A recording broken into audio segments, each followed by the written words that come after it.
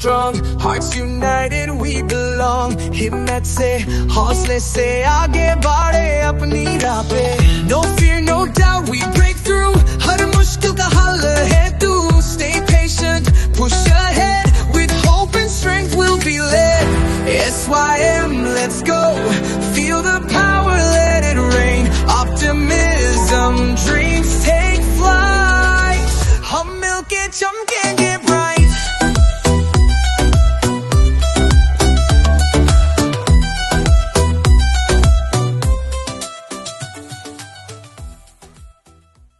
Hello everyone, જય સ્વામિનારાયણ. આજની SYM થોડી જુદી છે, તો એની માટે બધા જ પોતાના સ્પોટ પર ઊભા થઈ જાઓ. જલ્દી, quick. Deepakbhai made a smart move. Ready? You guys have to follow me, right? તમારો લેફ્ટ હેન્ડ અપ. હવે તમારો રાઈટ હેન્ડ અપ, એટલે લેફ્ટ નીચે રાખી શકો, વાંધો નહીં, રાઈટ? હવે આને ઉપર નીચે સાયમલ્ટેનિયસલી કરો એકવાર. 3, 2, 1 ગો. 1, 2, 3, 4. બરાબર? આ કર્યું. હવે બીજી સ્ટાઇલ, રાઈટ? થોડા બેન્ડ થાવ. હવે હાથ આમ લ્યો અને એક હાથ આગળ રાખો. હા, હવે આ હાથને નીચેથી આમ ફરાવો અને પછી આમ માથા ઉપરથી ફરાવો. ફરાયું? બધાને યાદ આવ્યું? આ ગોવિંદાનો સ્ટેપ છે, રાઈટ? ગોવિંદા ફેન મેક સમ નોઇઝ. ચાલો, રેડી? હવે હું તમારા માટે મ્યુઝિક પ્લે કરીશ. થોડું વિચારો અને પછી એના પર મને ફોલો કરો, કાં તો તમારી મેળે ચાલુ કરી દેજો. રેડી? મ્યુઝિક. અવાજ આવવો જોઈએ થોડો. મજા આવી? હવે બધા જ બેસી જાઓ. ભાઈ શાંત. શેની લિફ્ટ જોઈએ છે તમારે? હે, અલા નીચે ગ્રાઉન્ડ ફ્લોર પરથી 8 સ્ટેપ ચડીને ઉપર આવી ગયા, એની ઉપર બીજા 10 ચડીને અહીંયા આવી ગયા. હજી કેટલી લિફ્ટ જોઈએ છે? કઈ લિફ્ટની વાત કરો છો ભાઈ? આ બધા બેસી જાઓ, વાંધો નહીં. આ લોકો તો કે ભાઈ શું છે, શેની લિફ્ટ? આ લિફ્ટ નહીં કેતનભાઈ, તો મને ખિસ્સાની લિફ્ટ જોઈએ છે. શું છે ભાઈ ખિસ્સામાં? કાઢો. આ ખાલી છે? આ ખાલી છે ભાઈ. જો આઈફોન 17 પ્રો બતાવો. છે કઈ બીજું કશું નથી. તકલીફ એવી છે કે છે પણ દેખાતું નથી. પ્રશ્ન ભાઈ શું કરો છો તમે? માનવભાઈ સ્ટુડન્ટ છો. કેટલા સ્ટુડન્ટ છે આમાં? હા, અને કેટલા આમાં લોન વાળા છે? છે તમારી લોન? ના, નથી ભાઈ. સ્ટેટિસ્ટિક્સ આવું કહે છે કે only less than 30% of the bachelor students are debt free. એમાંના એક છો. એ તો ખરું, પણ આ પોકેટનું શું? આ તો ખાલી છે. આ એ પ્રશ્ન બરાબર છે. તમે ઇન્ડિયાથી અહીંયા સ્ટુડન્ટ થઈને આવ્યા, કોઈને ખબર છે કેટલા સ્ટુડન્ટ ઇન્ડિયાથી યુએસ આવી શકે છે? 23%. જસ્ટ 23%. એટલે ટોપ ક્વાર્ટર થયું. તો હવે કેટલી લિફ્ટ જોઈએ છે? મારો પ્રશ્ન એ છે. ચાલો વાંધો નહીં, પૈસાની વાત સમજ્યા આપણે પ્રશ્ન થોડોક પેન્ડિંગ રાખીએ, એનો પણ જવાબ મળશે. પણ કેતનભાઈ, એનું ખીચું તો ખાલી છે બરાબર, પણ એના વાળ બી નથી. ભાઈ આ તો ઇન્ડિયામાં આવી કહેવત છે કે જેટલા વાળ ઓછા હોય ને એટલા પૈસા વધારે હોય. એટલે કાં તો અહીંયા નથી ને બેંકમાં છે. પણ એ પ્રશ્ન પર આપણે આવીશું, એની ચિંતા નથી. પણ તમારા માટે એક પ્રશ્ન છે, તમે વાત ઉપાડી છે ને એટલે કહું છું. ભાઈ હેલ્થ ઇઝ વેલ્થ એવું કોઈએ સાંભળ્યું છે? કેટલાય સાંભળ્યું છે? હા, તો આ પ્રશ્ન એમને અને તમને બંનેને છે. તમને ડાયાબિટીસ છે? ના. એટલે સુગરવાળી ચા પીવો છો ને? હા. સ્ટારબક્સ બી જાઓ છો ને? હા. ઓકે. કોલેસ્ટ્રોલ છે? ના. છે આમાંથી કોઈના? થોડાને હોય તો માનતા નહીં, પણ એમને નથી એ મને ખબર છે. પણ એવું કેવું શ્યોર છો કે હશે તો બી કેસે નહીં હાલે? ના, રાત્રે સુઈ જાઓ છો તો ઊંઘ આવે છે? આમ પથારીમાં પડો તો આવી જાય છે. અમેરિકન હેલ્થ ઇન્સ્ટિટ્યૂટ એવું કહે છે કે 32% લોકો જ એવા છે જેને કોઈ ક્રોનિક ડિસીઝ નથી, અને એમાં 3 ડિસીઝ ના હોય એવા તો લેસ ધેન 17% છે. હવે પોતાને લકી માનો છો, એટલા તો રીચ છો હેલ્થમાં. તો પછી કઈ લિફ્ટની વાત કરો છો? એ બી બરોબર, ચાલો હેલ્થ બી સારી હોય, પૈસા બી હોય, પણ એ પૈસા વાપરવાનો ટાઈમ જ નથી તો શું કરવાનો? Time is money. ટાઈમ નથી એવું તમે કહો છો? સાચે ટાઈમ જ નથી મળતો. શું કરો છો તમે? Software engineer. સોફ્ટવેર એન્જિનિયર છો? કેટલા ટાઈમ જોબ કરો છો? એવું તો અહીંયા ના કહેવાય. 9 to 4 ની જોબ નથી આઈટીમાં, એવું કહેવાય કે 9 to 5 ની. ચલો એ પણ સમજો, પણ ટાઈમ છે ને નથી એવું લાગે છે તમને તમારી પાસે? હા, એવું થોડુંક લાગે એ તો. હું શોધી આપું, ટાઈમ શોધી આપું. બધા ફોન કાઢો, કાઢો ફોનમાં ટાઈમ છે. સ્ક્રીન ટાઈમ જુઓ ને કેટલો છે? નવો ફોન લીધો 5 કલાક વાપરવો તો પડે. 6 કલાક તો 6 કલાક પાર્ટ ટાઈમ જોબ કરતા પણ વધારે ટાઈમ જાય છે આટલા ફોનમાં, તો પછી એ મની પણ છે ને. હા, એ બી છે. પાછા આવીએ તમારા પ્રશ્ન પર. આ બધા જે time is money, wealth is health is wealth, આ બધા પ્રશ્નો છે, પણ એ બેંકમાં દેખાતા નથી. એ વાત પણ સાચી છે ને કે આ તો પીકોનું બિલ આવે, લાઇટ બિલ આવે, તમને કહેવાય નહીં કે મારી હેલ્થમાંથી થોડું લઈ જાઓ? કહેવાય છે કે નથી કહેવાતું? કહેવાય છે. ટ્રાન્સફર થશે એવું કંઈક? મને એવું લાગે છે કે કેતનભાઈ જે રીતે બધું શેર કરે છે એટલે કેતનભાઈના બેંકમાં બહુ બધી વેલ્થ છે. ના ના, એવું નથી. મને મારા બોસે કહ્યું હતું કે નેક્સ્ટ પ્રેઝન્ટેશન થોડું લાઇટ મોડમાં કરજો, ચાલુ કંઈક જોક વોક કે એવું હોય. મેં મારી સેલરી સ્લીપ બતાવી હતી અને પ્રેઝન્ટેશન હિટ હતું. એટલે એવું પણ નથી, પણ આ સ્ટેટ ઓફ માઇન્ડ છે એક. આપણે ખરેખર રીચ થવું છે, પણ રીચ લાઈફસ્ટાઈલથી જેવું છે. એના માટે બહુ બધી બુક્સ લખાઈ ગઈ. આપણા માટે હોમવર્ક છે કે બહાર આપણે બોર્ડ તો વાંચ્યું હાઉ ટુ ગેટ રીચ અને આવી ગયા, શોર્ટકટમાં માનીએ છીએ, પણ એના માટે આ જે મોટા મોટા ઓથરોએ બુક્સ લખી છે એ વાંચીને આવીએ. એટલે પડદો બંધ રાખ્યો છે. વાંચવું છે. એક બુક પૂરી થતાં કેટલી વાર લાગે? છેલ્લે કઈ બુક પૂરી કરી હતી? આ જન્મમાં તો નથી પૂરી કરી. 2 મહિના is very ambitious, I M telling you.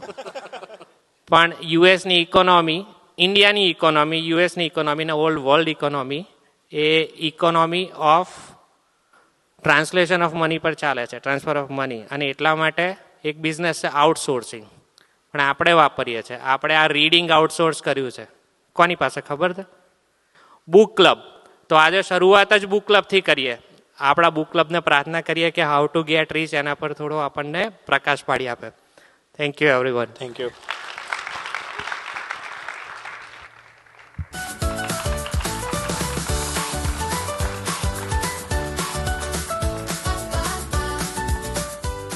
Jai Swaminarayan and good evening to everyone present here. So this month our book club has been reading the book 5 Types of Wealth by Sahil Bloom.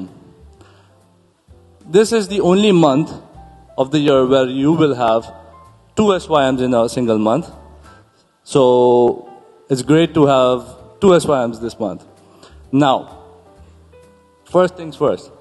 It's been chilling out there. It has been extremely cold since last 1 week. So I would thank you all for making it to the SYM. So let's hear it for everybody who's present here. With that being said, we also have remote Mandars connected across the United States with us. Now, the skit that happened was good. But let me talk about the book for a second. Right? Sahil Bloom is one of the most thought-provoking individuals out there who talks about how to lead a wealthy and healthy lifestyle. Through his experience over years as entrepreneurs, he has compiled this book, 5 Types of Wealth, that goes beyond the realm of talking about just financial wealth. But let's talk about the financial wealth for a second. Yeah, so funny enough, the book surprisingly doesn't talk about how to get really rich, but it provides techniques on how to have a balanced life and a balance amongst all the different wealths. There is this very beautiful quote from the book that I like. Never let the quest for more distract you from the beauty of enough. While researching for the book, Sahil talks about 3 core insights about his research on money and happiness, where he says money improves overall happiness at lower levels of income, where having more money would just help you out with the basic stresses of life. But if you are earning above this basic level, more money, and you are happy, then more money isn't going to make you happier. On the contrary, if you're unhappy and you're also making good amount of money, well, more money isn't going to make you happy. You know, I think one of the nice parts is he's broken this concept across the book into 3 pillars. So if we start first with financial wealth, the first 3 pillars are income generation, which is really an engine to reduce the gap between income and expenses. Expense management, really about budgeting and managing those expectations. And long-term investment. As our old friend Benjamin Franklin says, money makes money. And I'll be honest, when it comes to financial wealth and expense management, it's really hard for me to keep up and keep track of it. Today, with everything on auto pay, our credit card, so many subscriptions, ChatGPT, Amazon Prime, it's so hard for me to keep track of, where did this expense come from? Or I forgot why this is even on there. And I just totally forget about budgeting. Just budgeting is just really difficult for me today. And I keep telling myself that I'm going to invest long term, 401k or whatever it is. But then 3 months goes by and then, I'm right back to square one. So, we're in luck today. Our friends from ACC Career Compass are here to help us with the financial budgeting and take the guessing work out of the equation. So let's welcome Kirit Bhai.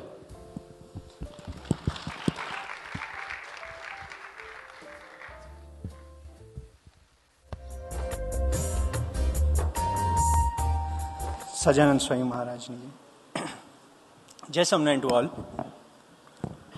So before we talk about how to get rich, it's important to answer this question. It's because at the end of every month, you feel, where did my money go? My bank account was high when the month started, and then I'm back to, sort of where I was or even worse. So, as the book club talked about the Shikshapatri also has these 2 shloks, right? One is about only spending within the limits, right? If you spend more than you earn, obviously you're going to be in trouble at some point or another.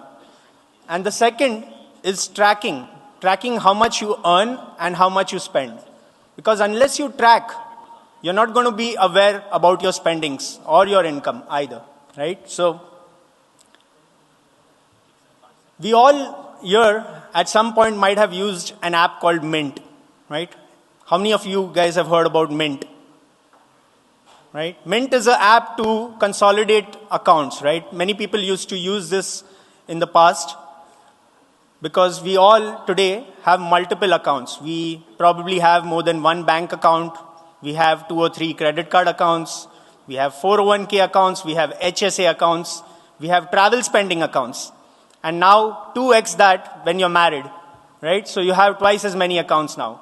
And you have no way to tell what's happening in all of these accounts. So the first step to building awareness is about bringing these accounts together. And that's where apps like Mint used to help. Mint got bought over and it became Credit Karma. Until recently, I was using Credit Karma myself to track my accounts. To only realize that all that I'm seeing these days is ads for insurance or a new credit card or some other ad to make me buy or spend a new service. That's not what I wanted to do. It's distracting me from my original purpose, right? So I decided to leave Mint and Credit Karma behind and try something new, right? And why am I doing that? Because I want to budget. I want to budget how much I'm spending. I want to track. First, I want to know where my money is going, right? Where's my money going to? What are the things that I'm spending on? It's really hard to look at some things in perspective. For example, you might not realize how much money you spend on groceries, right? Because you go to the grocery store several times during the month, right? Sometimes you go just to get milk, And sometimes it's a much bigger Indian store trip, right? Where you bought a lot of snacks and things like that. So it's really hard to know how much you've been spending. Also, every grocery store is different. Indian groceries are expensive. Some other groceries are not. You might end up going to Whole Foods sometimes and, spend like 5x of what you imagined. So depending on what your eating habits are and how you spend your money, there might be a big variation in groceries. Even though you buy so much groceries, this was an insight for me when I installed the app. Even though I'm spending so much on groceries, my outside dining expenses are equally high. So I started to ask myself, if I'm buying so much of grocery, why am I eating out so much? Right? It doesn't match up. But turns out that, I happen to go out with friends multiple times in the month, or happen to see some friend at work and then bought lunch for him or dinner for him or something like that. And that just adds up over time. And it's really hard to look at these things individually. It's only when you see the overall picture is when you understand what to do about it. So this is the app that we are talking about today. It's called Origin. The good thing about this app is that right now it's available for $1 a year. So you're not going to end up spending money to buy a budgeting app, right? Which doesn't make sense. Like you used money from your budget to buy a budgeting app. So this is $1 a year. Perfect. So the other good thing about this app is it has very, very good tracking. So the categorization of the transactions, it's almost automatic. If anything goes wrong and you realize that some transactions are not being tracked correctly, we all use Outlook, right? And to organize our email inbox, within Outlook, there is a feature called rules. You create a rule. If I get a message from Deepak Bhai Gupta, put it in Hari Sumiran. If I get a message from Krutart Bhai, put it in ACC Careers. Those kind of things, right? So similarly, you can categorize your transactions in that manner. For example, it doesn't recognize my New Jersey gas bill, NJNG. It doesn't recognize that. So I tell it that this is a utility bill and you need to put it in utilities. And from that point onwards, it will take care of it. But the good thing is, it'll look at all your transactional history and put those items also into that. So when you look back at your account history, you're still seeing a very nice categorized view. So when it comes to spending, right, understanding your own spending habits is super important. And that boils down to your spending persona. What kind of a person are you? Like, what are you spending on, right? So are you a person who eats out a lot? Are you a person who spends a lot of money on entertainment? Do you spend a lot of money on just household expenses? Those two categories over there at the top, those are my top spending categories. The household and the groceries, right? So I end up spending a lot of money on utilities, my home loan, and of course groceries, as I said before as well. But I also end up spending on other things like auto and transport, right? I spend on gas, I spend on car repairs, maintenance, oil changes, all those kind of things. And a variety of different categories. Often when we think about spending, that last line over there resonates with us. It's that I'm not spending too much. Of course, I'm making money. I want to spend my money. I want to buy things. I'm just boosting the economy. I'm not really spending too much.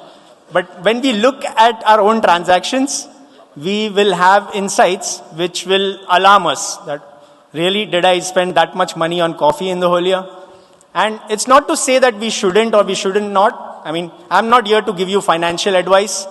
For that matter, I shouldn't be giving any advice because I'm not an expert, right? I'm just sharing things that I have learned in the last few weeks or over time about using these apps and where it benefits me. So this is what the app looks like, right? This is the web version of it. Obviously, there is the iOS and Android apps. I had to redact all the data because that's my personal account. But you'll see numbers, obviously, right? Wherever you see those green blocks, you're going to see numbers over there. So as you can see here, on the left at the bottom, it gives you a whole list of transactions from all your accounts, irrespective of you know what it is. So every single account that you have added to the tool, it's going to give you a list of those transactions. You can go ahead and improve the categorization of those transactions. And on the right, as you can see, you get a whole list of categories you have been spending in, right? And that itself should give you a great breakdown. So if you can see, like I have a big arc on my circle, which is my house expenses, which is all the utility bills and those things which I talked about previously. But this is the categorization you get. You might have seen this in different apps as well, right? Like if you link accounts in your Chase app or in your Mint app or in your any other, Credit Karma app or things like that, kind of get a similar view over there. What do you do as a next step is you create a budget. Once you understand your spending, the next thing you want to do is create a budget. Why create a budget? Because a budget is going to inform you about your spending every month as you go along. And what the budget will help you to do is, for example, I set a budget for outdoor dining to be a certain amount. As I've reached 50% of that money, it's going to tell me, hey, you've already used 50% of the budget that you allocated for your dining.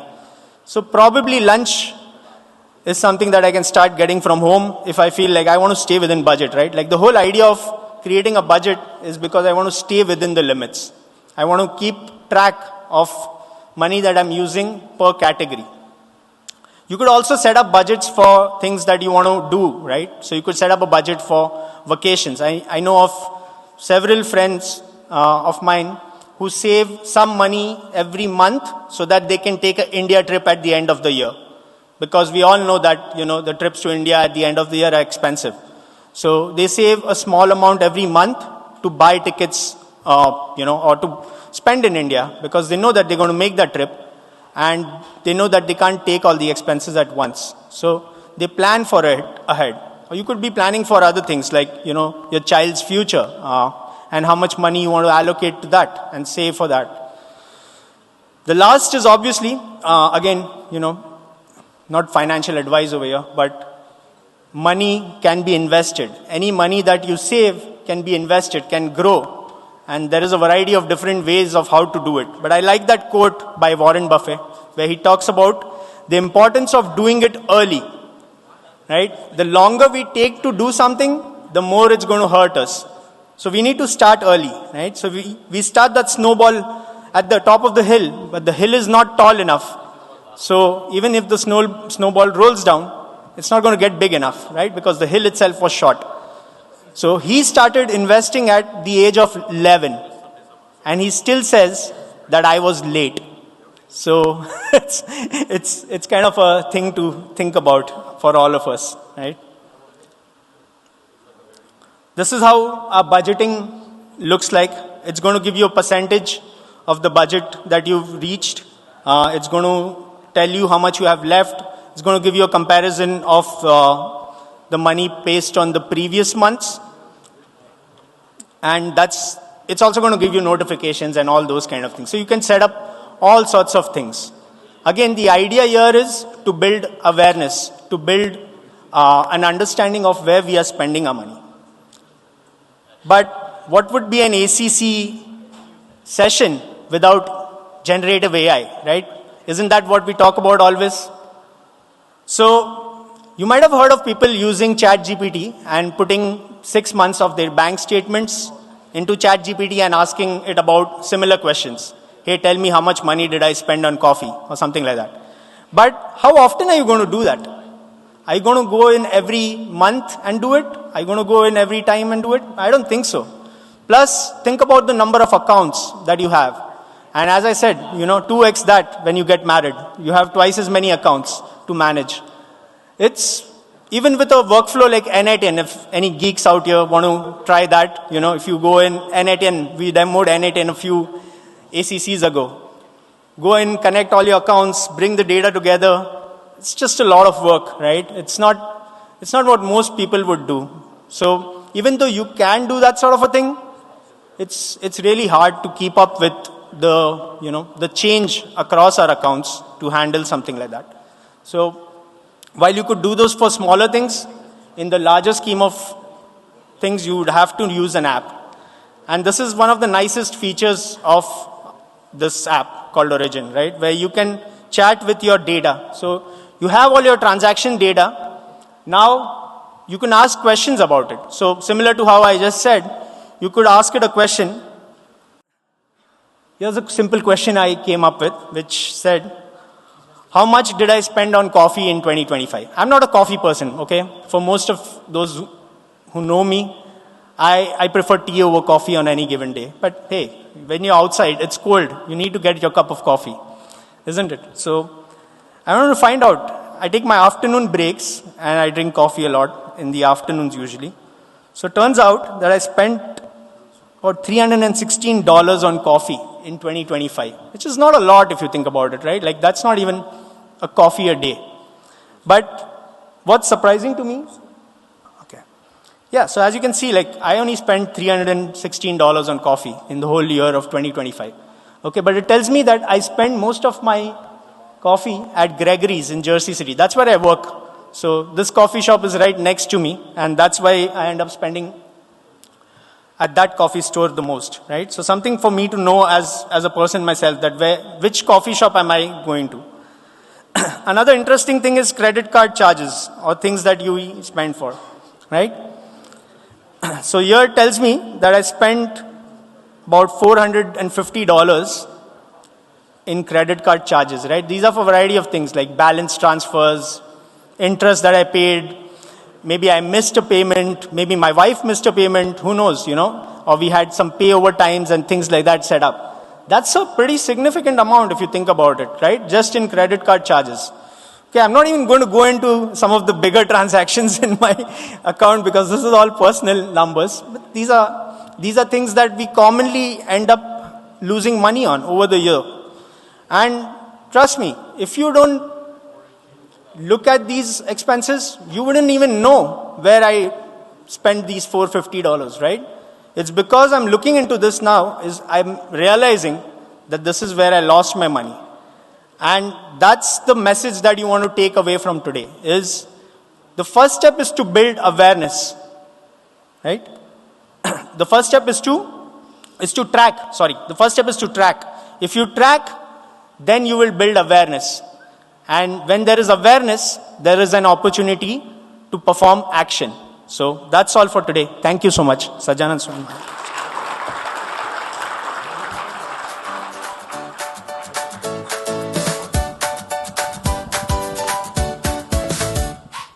Thank you, Kirit Bhai, for the insightful presentation on Origin AI app. Now that we have covered financial wealth, a question must be asked. How is this financial wealth contributing to our life? Is it contributing to any real value in the life?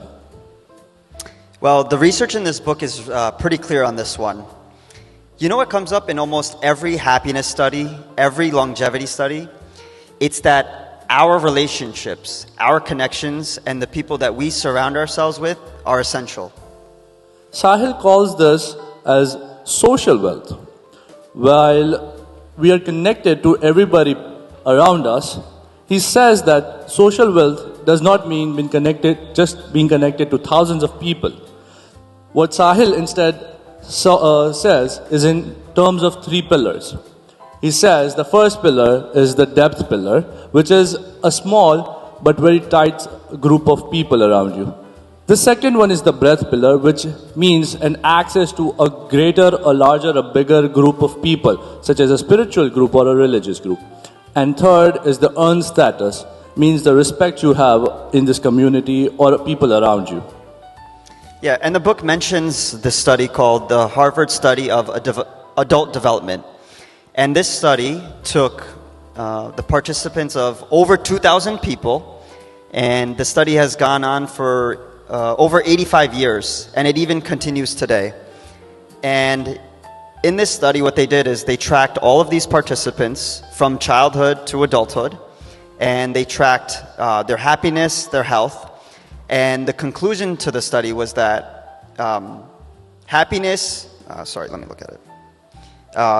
relationships. Relationships are quite literally everything. That relationships are the most important predictor of happiness. And when you compare that to even social class, wealth, fame, IQ, and even genetics. Yeah, you know what I found really interesting?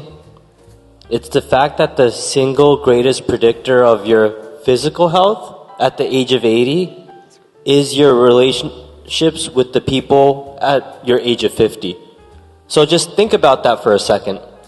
Now, the folks that you have around you in the room right now, those relationships are contributing to your physical health even 30 years from now. That's pretty mind-blowing. I think it's very ironic that that we live in the most connected era of human history, and yet somehow we find a struggle, reaching out to friends around us. Sociologists call this as a friendship recession. Sociologists call this as loneliness pandemic, whereas the book says it nicely as a friendship recession. We are online more than ever, but yet there's always this tension of connecting emotionally with people around us. And the book gives a really practical way to improve the quality of our relationships with the people around us, especially when they're in need. So when someone comes up to us and we determine that, they're in need of some help, there's 3 words that you can use. Or you need to identify if they need one of these 3. Do they need to be helped? Do they need to be heard? Or do they need to be hugged? Yeah, you know what? Sometimes our friends and loved ones, they don't really need to hear our solutions. Just our simple presence with them is often more than enough. And this is definitely something that I'm going to take away moving forward. Sometimes you don't have to say anything, just be there and present with them. Yeah, and I think we've all, or a lot of us have experienced this. We've seen this in the lives of Guru Hari Swamiji and Guru Hari Prabodh Swamiji. That when we've faced some problem, they've been there to help solve those problems. When they've played the role of a best friend, listening to us when we pour our hearts out, when we have all these things that are bottled up in our head and all of our problems. They've even played the role of a mother, just giving us that hug that we need, and that just lifts all the weight off our shoulders. Their truly unconditional love and relationship that they've built with us, I can't say how fortunate we are. And just think about the thousands of youths that they further even inspired. Now, just take a look around you guys. There's hundreds of people here and even online. We're spreading that message further and really building on this social wealth. That's true, Samir Bhai. Swamiji's love is such that the Samaj he has created over the years embodies this love. We today with us have one of the youths from Jersey City, Vaibhav Bhai, who's going to share his experience and tell us what it felt like losing his footing in life, and then how his social wealth helped him get back on track. So let's hear it from Vaibhav Bhai. जय सोमनाथ। आज मैं आप सबको एक ऐसा अनुभव मेरा बताने वाला हूँ जिसने मेरे लाइफ की सबसे one of the best experience है, जिसने मेरी लाइफ ही कम्प्लीटली बदल दी। शुरू से अगर शुरुआत करें, so I landed in USA around August 2nd, 2023 and as a Indian dedicated cricket fan, जहाँ पे भी जाता था ग्राउंड पे लोगों को देखता था क्रिकेट खेलते हुए, मैं उनको रीच आउट कर लेता था कि क्या मैं भी खेल सकता हूँ।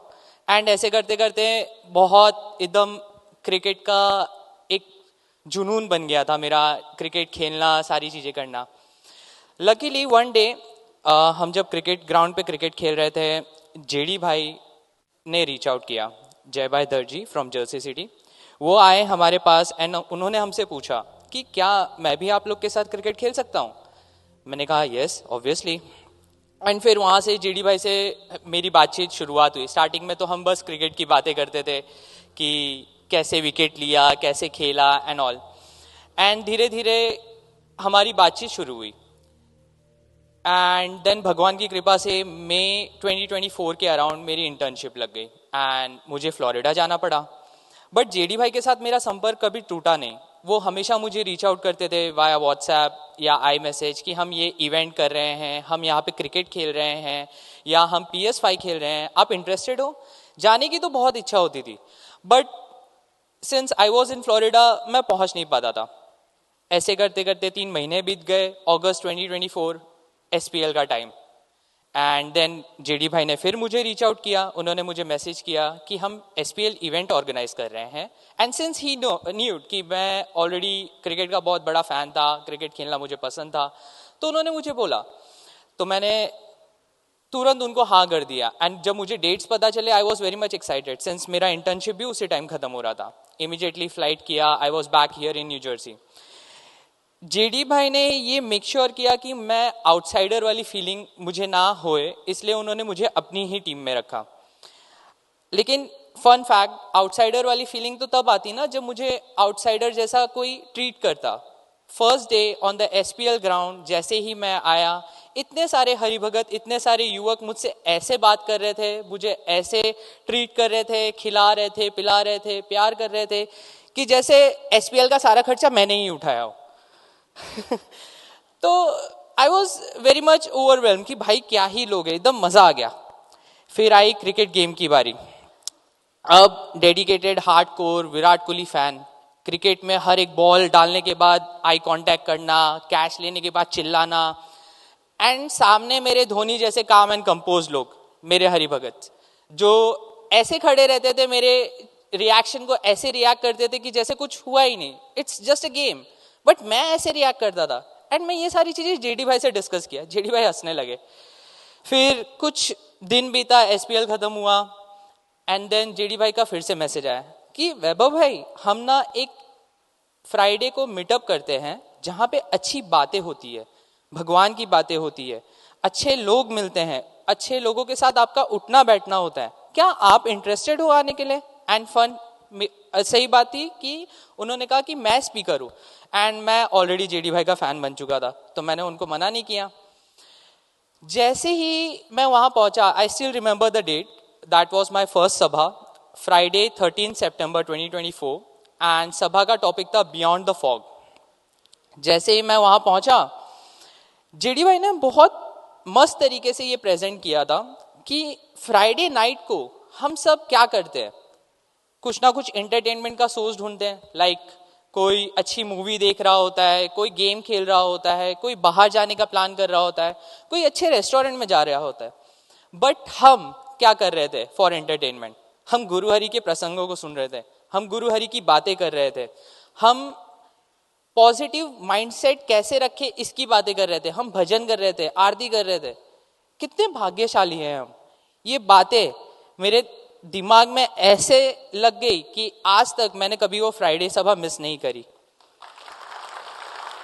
एंड अगर आपको मैं एक बात बताऊं तो मंदिर, मैं इंडिया में कभी मंदिर भी नहीं जाता था, एंड मंदिर भी तभी जाता था जब अच्छा प्रसाद मिल रहा हो, या तो मैं मंदिर भी कभी नहीं जाता था.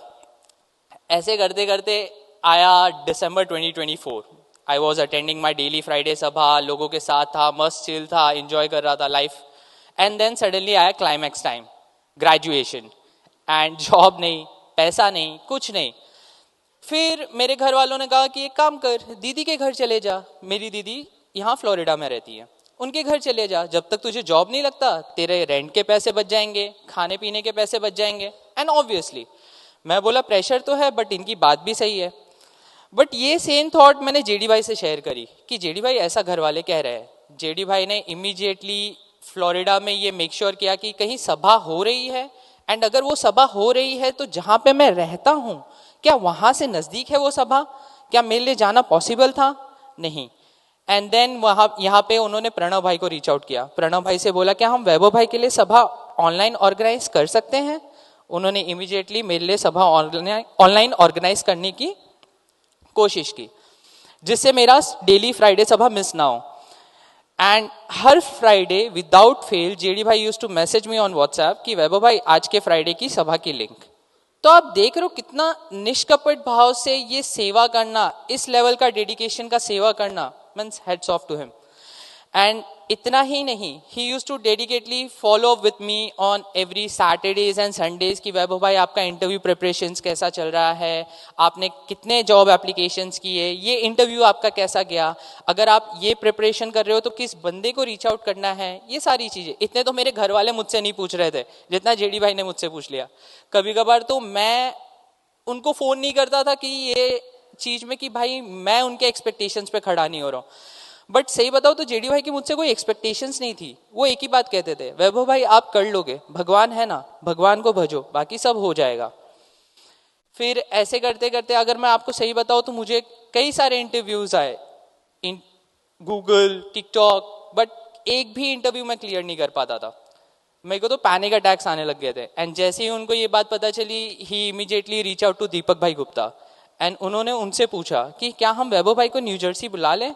दीपक भाई ने इमीडिएटली कहा कि हाँ हाँ उसको बुलाओ। एंड ऐसा नहीं था कि जेडी भाई ने बस दीपक भाई से बात पूछी और मुझे तुरंत कॉल करके बुला लिया। ही मेक श्योर कि एटलीस्ट मेरा डेली लाइफस्टाइल चले, तो उसके लिए उन्होंने जॉब का अरेंजमेंट किया, एक ऐसे घर का अरेंजमेंट किया जहां पे जो चीप हो बट मेरे लिए कन्वीनियंट हो। एंड ये सारी चीजें करने के बाद उन्होंने मुझे न्यू जर्सी में बुलाया। एंड जैसे ही मैं यहाँ पे आया न्यू जर्सी में, आप बिलीव नहीं करोगे, न्यू जर्सी में मेरा डेली का शेड्यूल ये था कि मैं सुबह उठता था, जॉब पे जाता था, जॉब से आने के बाद खाना बनाता था, एप्लीकेशंस करता था, रात को भजन करता था, क्रिकेट खेलता था अपने युवकों के साथ। एंड देन ये सारी चीजें करते करते 2 महीने बीत गए। लकीली उस समय यूएसए में हमारे संत आए हुए थे, हरिशरण स्वामी जी या निरंजन स्वामी जी का आगमन हुआ यहाँ जर्सी सिटी में।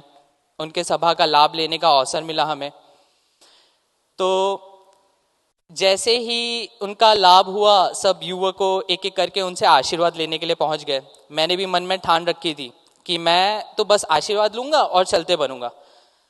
लेकिन इतना मेंटली स्ट्रांग होने के बाद भी मैं उनके आगे अपने आंसुओं को कंट्रोल नहीं कर पाया। हरिशरण स्वामी जी के आगे मैं रो पड़ा। एंड वहां पे डॉक्टर सर्वम भाई खड़े थे।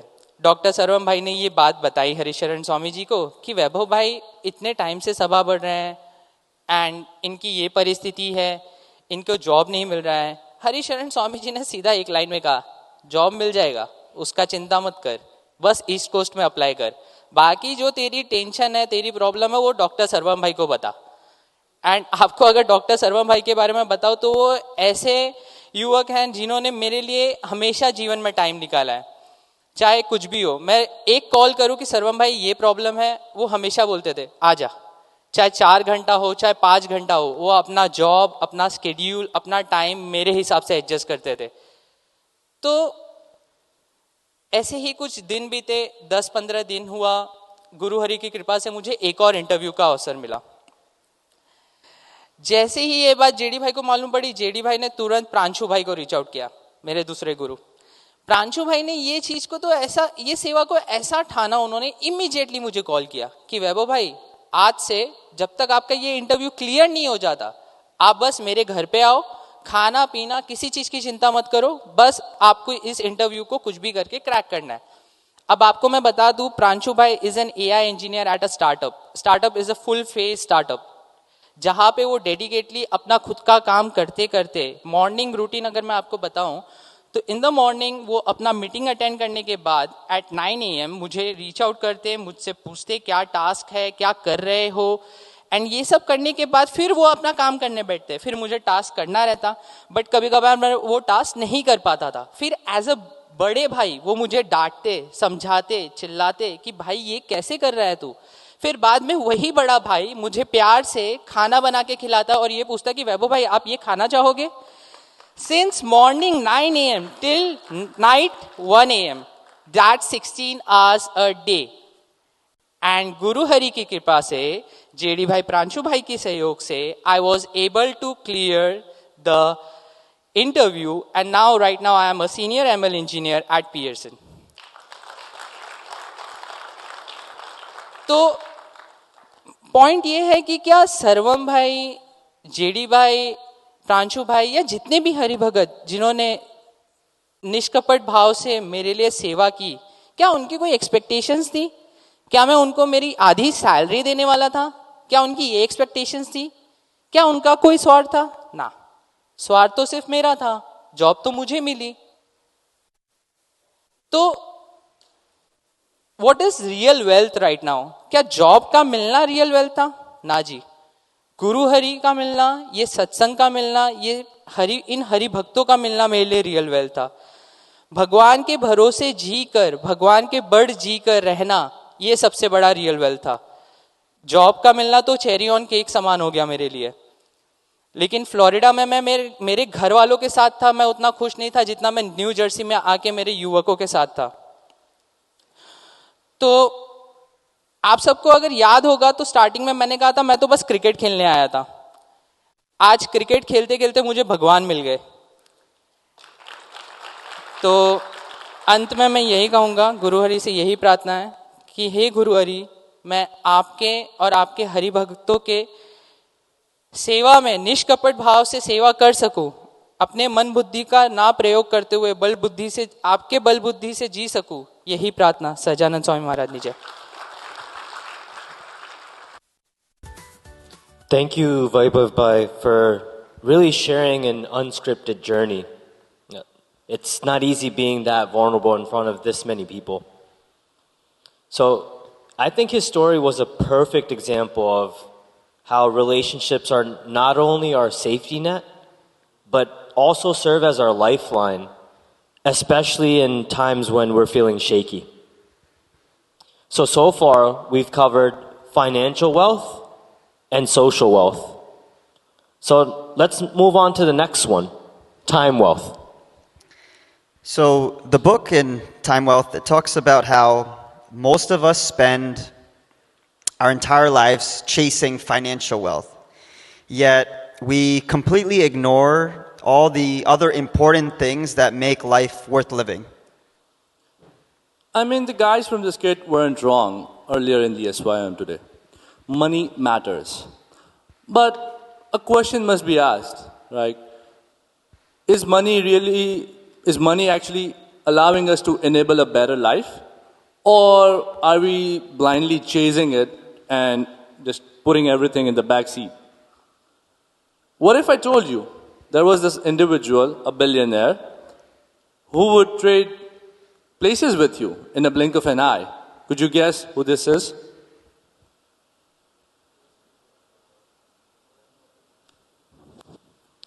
Any guesses there? Got it. That's right, it's Warren Buffett. Warren Buffett. How many of us are younger than 40 years old? Raise your hand. Wow, quite a lot of us. All of us that raised our hand are billionaires. Now, mathematically, so we'll talk about it. Mathematically, if you are 40 years old today, you have, and assuming you live till 80, you have about 14,600 days left on this earth. Right? And now if you calculate that in seconds, that's over 1 billion seconds. Now all of us, or many of us in this room are time billionaires. Now if we look at Warren Buffett, he's 95 years old. His net worth is $143 billion, maybe more than that. And he has access to almost anyone in the world. Yet, in a fraction of a second, he'd be willing to trade places with any one of us in this room right now. You know, it makes me think, how many of you would want to trade places with him? I mean, look at this. We have a chart that will show us Warren Buffett's life in weeks. Every dot that you see up there is a week from Warren Buffett's life. Now, fun fact is, this chart is only 90 years old, and Warren Buffett's 95 years old. So, based on this chart, you could say that he's living on borrowed time. Whereas, if you compare this with, somebody who's 30 years old, it would look like this. So, clearly, time is something, right? You can never get it back. It's finite. It's irreplaceable. And that is why it's valuable. So we want to we want to highlight this section from the book, which Sahil Bloom calls as time wealth. That's perfect. And as we kind of wrap up on here, I'd like to read a quote directly from the book itself. There are specific windows, much shorter than you care to imagine or admit, during which certain people and relationships will occupy your life. You may have only one more summer with all your siblings, 2 more trips with that old group of friends, a few more years with your wise old relative, a handful of encounters with that coworker you love, or one more long walk with your parents. If you fail to appreciate or recognize these windows, they'll quickly disappear. Yeah, this quote really hits hard and makes me try to really value each and every moment on a daily basis. But with that, we're going to invite Tarak Bhai and Jenny Bhai to the stage to show us how valuable our time is, how you can own it, and how you can make the most of it. So let's give it up to them.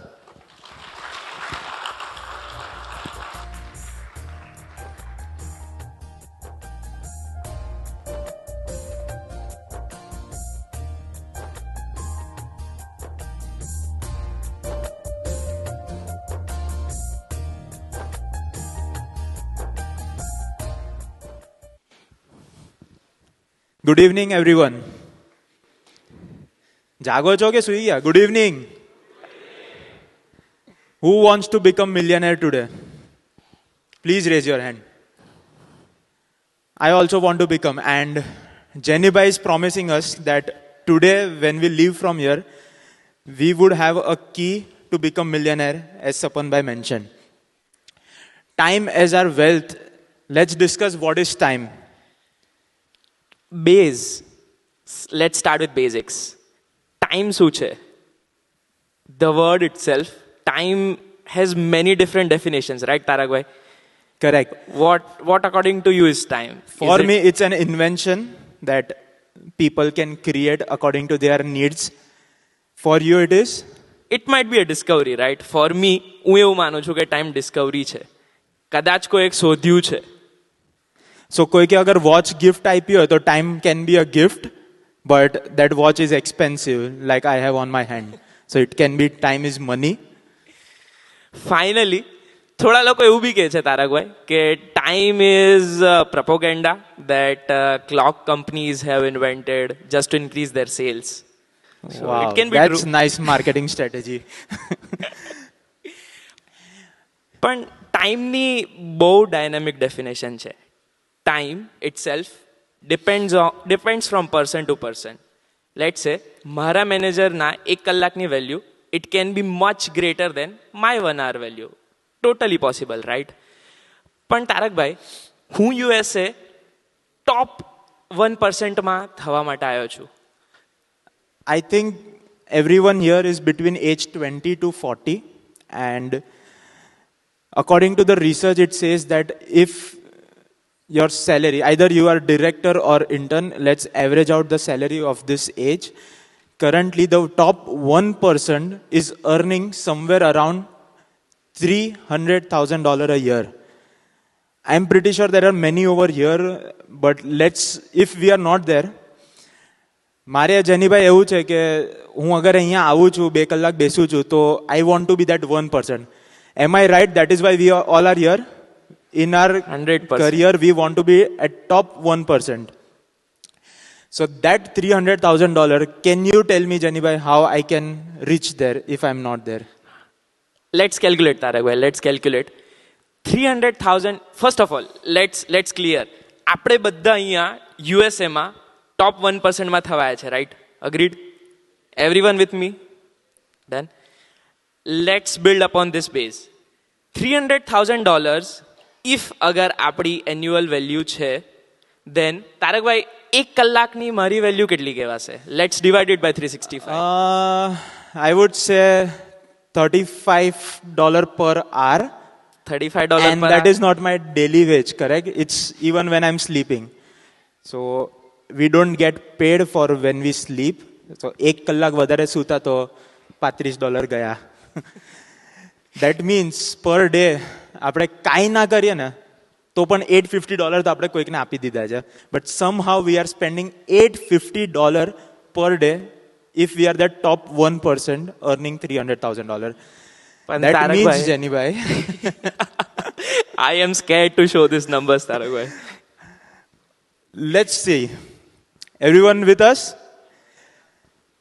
8 hours of sleep in a year makes us expense out $100,000. ઘણાની salary પણ નથી આ. સુવામાં આપણે એક જણ કાઢી લઈએ છીએ.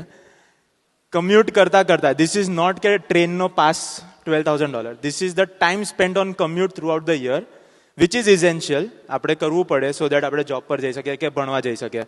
That is $12,000. Same daily course, bath, food.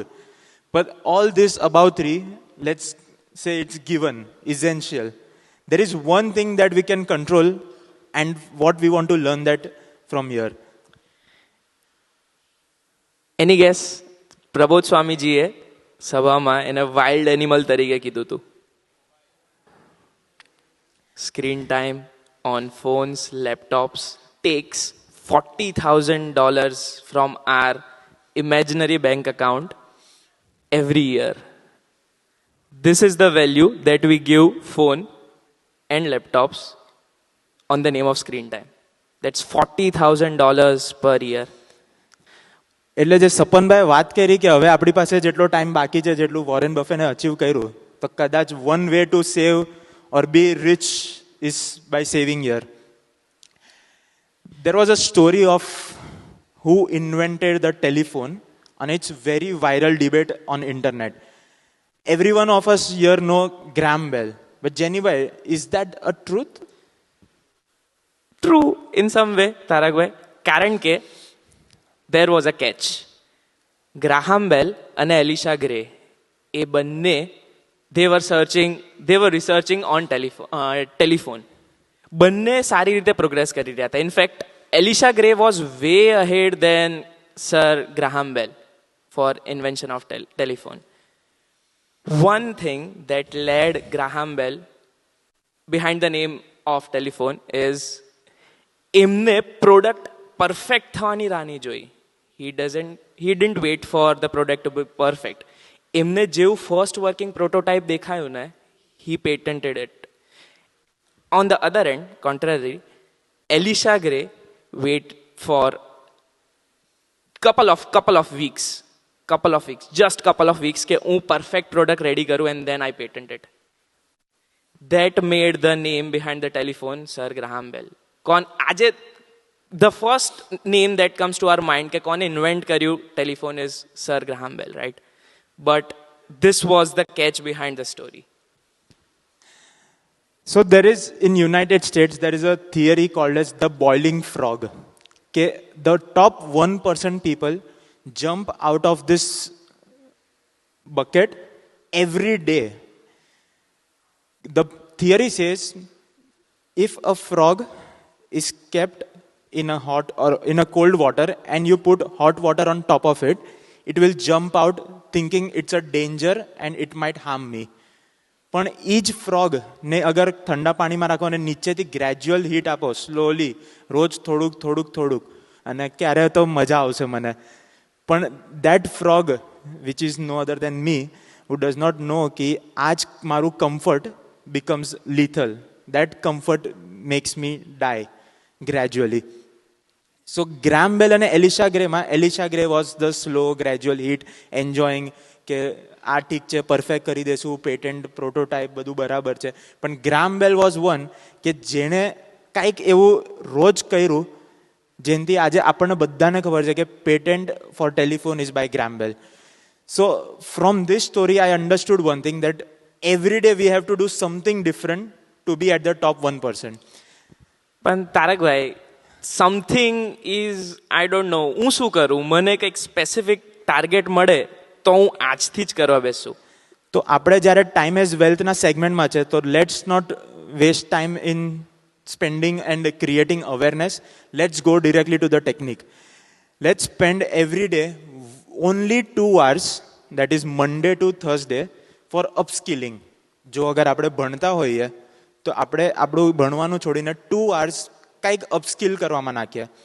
Job પર હોઈએ તો 2 hours કંઈક પાછું અપસ્કિલ કરવામાં નાખીએ. That 2 hours Monday to Thursday should be constant. પછી એવું નહીં કે આજે જવા દઉં, પછી પાછું આપણું પણ એલિશા ગ્રેવ જેવું. So we have to be constant doing 2 hours for upskilling. And આ બધું શીખવા ક્યાં મળે છે? તો for Friday let's keep that 2 hours for સભા. Is that tangible for you or you do you want steal something from મી?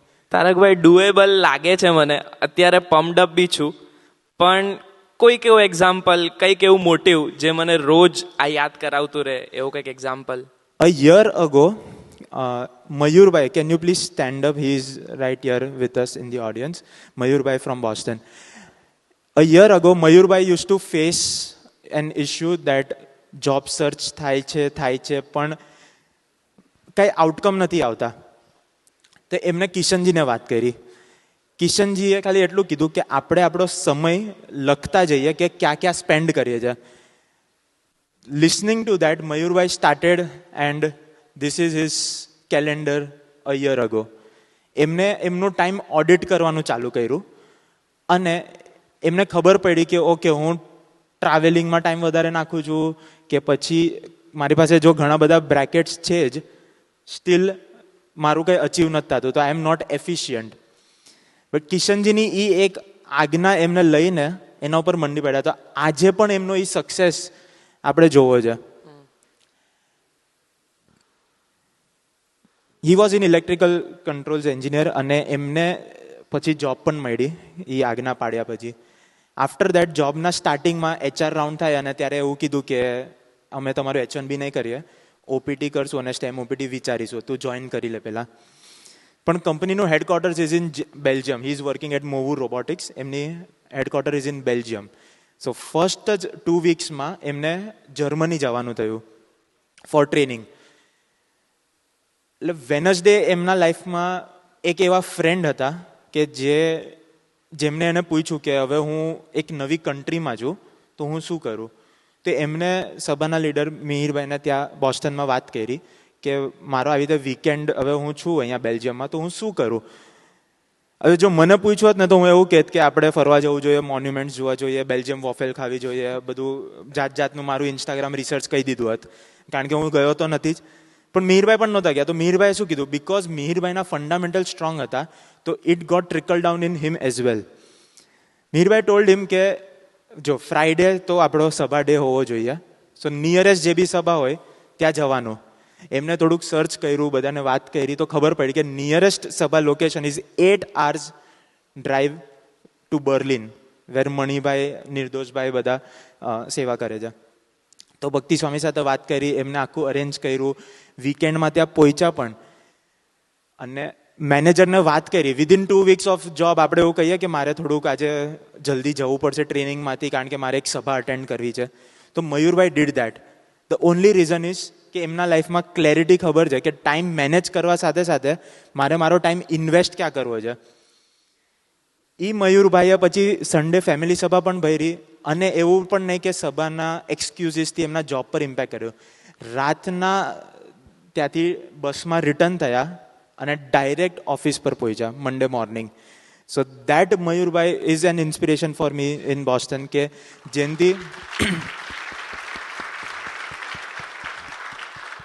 જેનથી મને ખબર પડી કે first I have to audit my time, then I have to tell or give authority to leaders કે મારો weekend હું ક્યાં spend કરું અને મારો ટાઈમ ઇન્વેસ્ટ ક્યાં કરું. Fast forward to today, last જ વીકેન્ડ એમને એમના કંપનીના VPએ ફોન કરીને, વીકેન્ડમાં ફોન કરીને એવું કીધું જેનીભાઈ કે મને ખબર નહીં પણ મને તારી સેલેરી વધારવાનું મન થાય છે. મને ખબર નહીં પણ તારું H1B કરવાનું મન થાય છે. તો કે અમે આ કંપની તારું કરે છે. સો એને શું કર્યું? મયુરભાઈએ શું ડિફરન્ટ કાંઈ કર્યું નહીં. He stick to his basic fundamentals કે મારે મારો ટાઈમ ક્યાં આપવો જોઈએ અને એમાં હું કઈ રીતે મેનેજ કરું.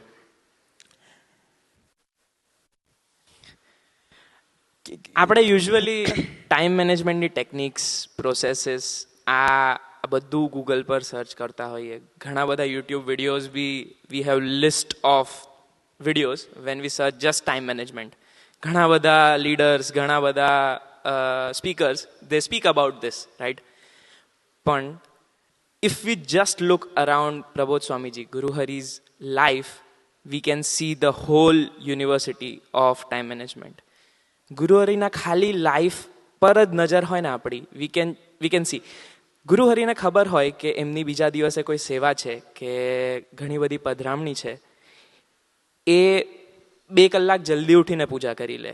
અગર એમને ખબર હોય કે એમનો ટ્રાવેલિંગ ટાઈમ બીજા દિવસે વધારે છે, તો એ ગાડીમાં પોતાના દિવસનો 10મો ભાગ, જે સ્વામીજીએ કહ્યું હતું કે 10મો ભાગ આપણે સમયનો કથા વાર્તાને વાંચનમાં કાઢવો, એ ગુરુહરિ ગાડીમાં બેઠા બેઠા વાંચન કરે લેપટોપ ખોલીને. Tarakbhai, what I feel is, I don't know, either Guru Hari is inventing more time.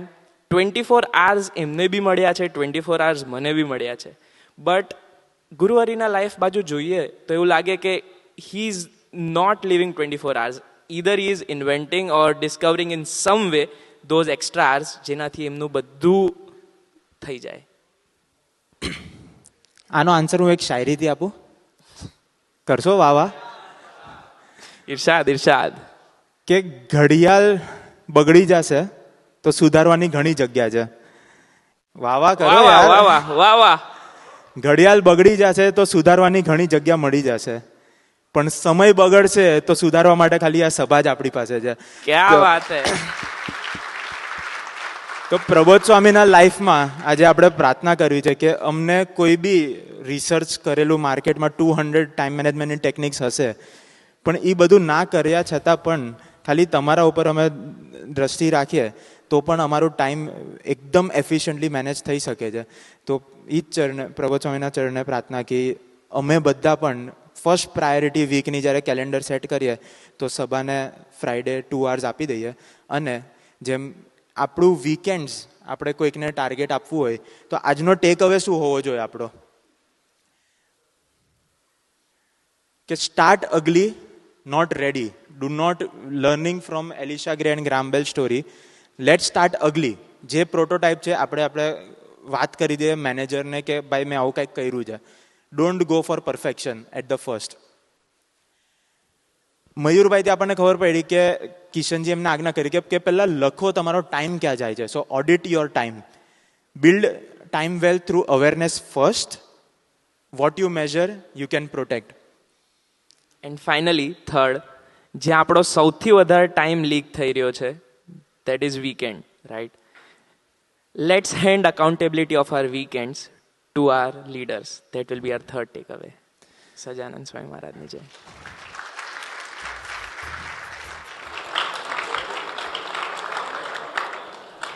We hope everyone is enjoying this SYM as much as we have, and the book as well. And thank you to Tarak Bhai and Jenny Bhai for the last session.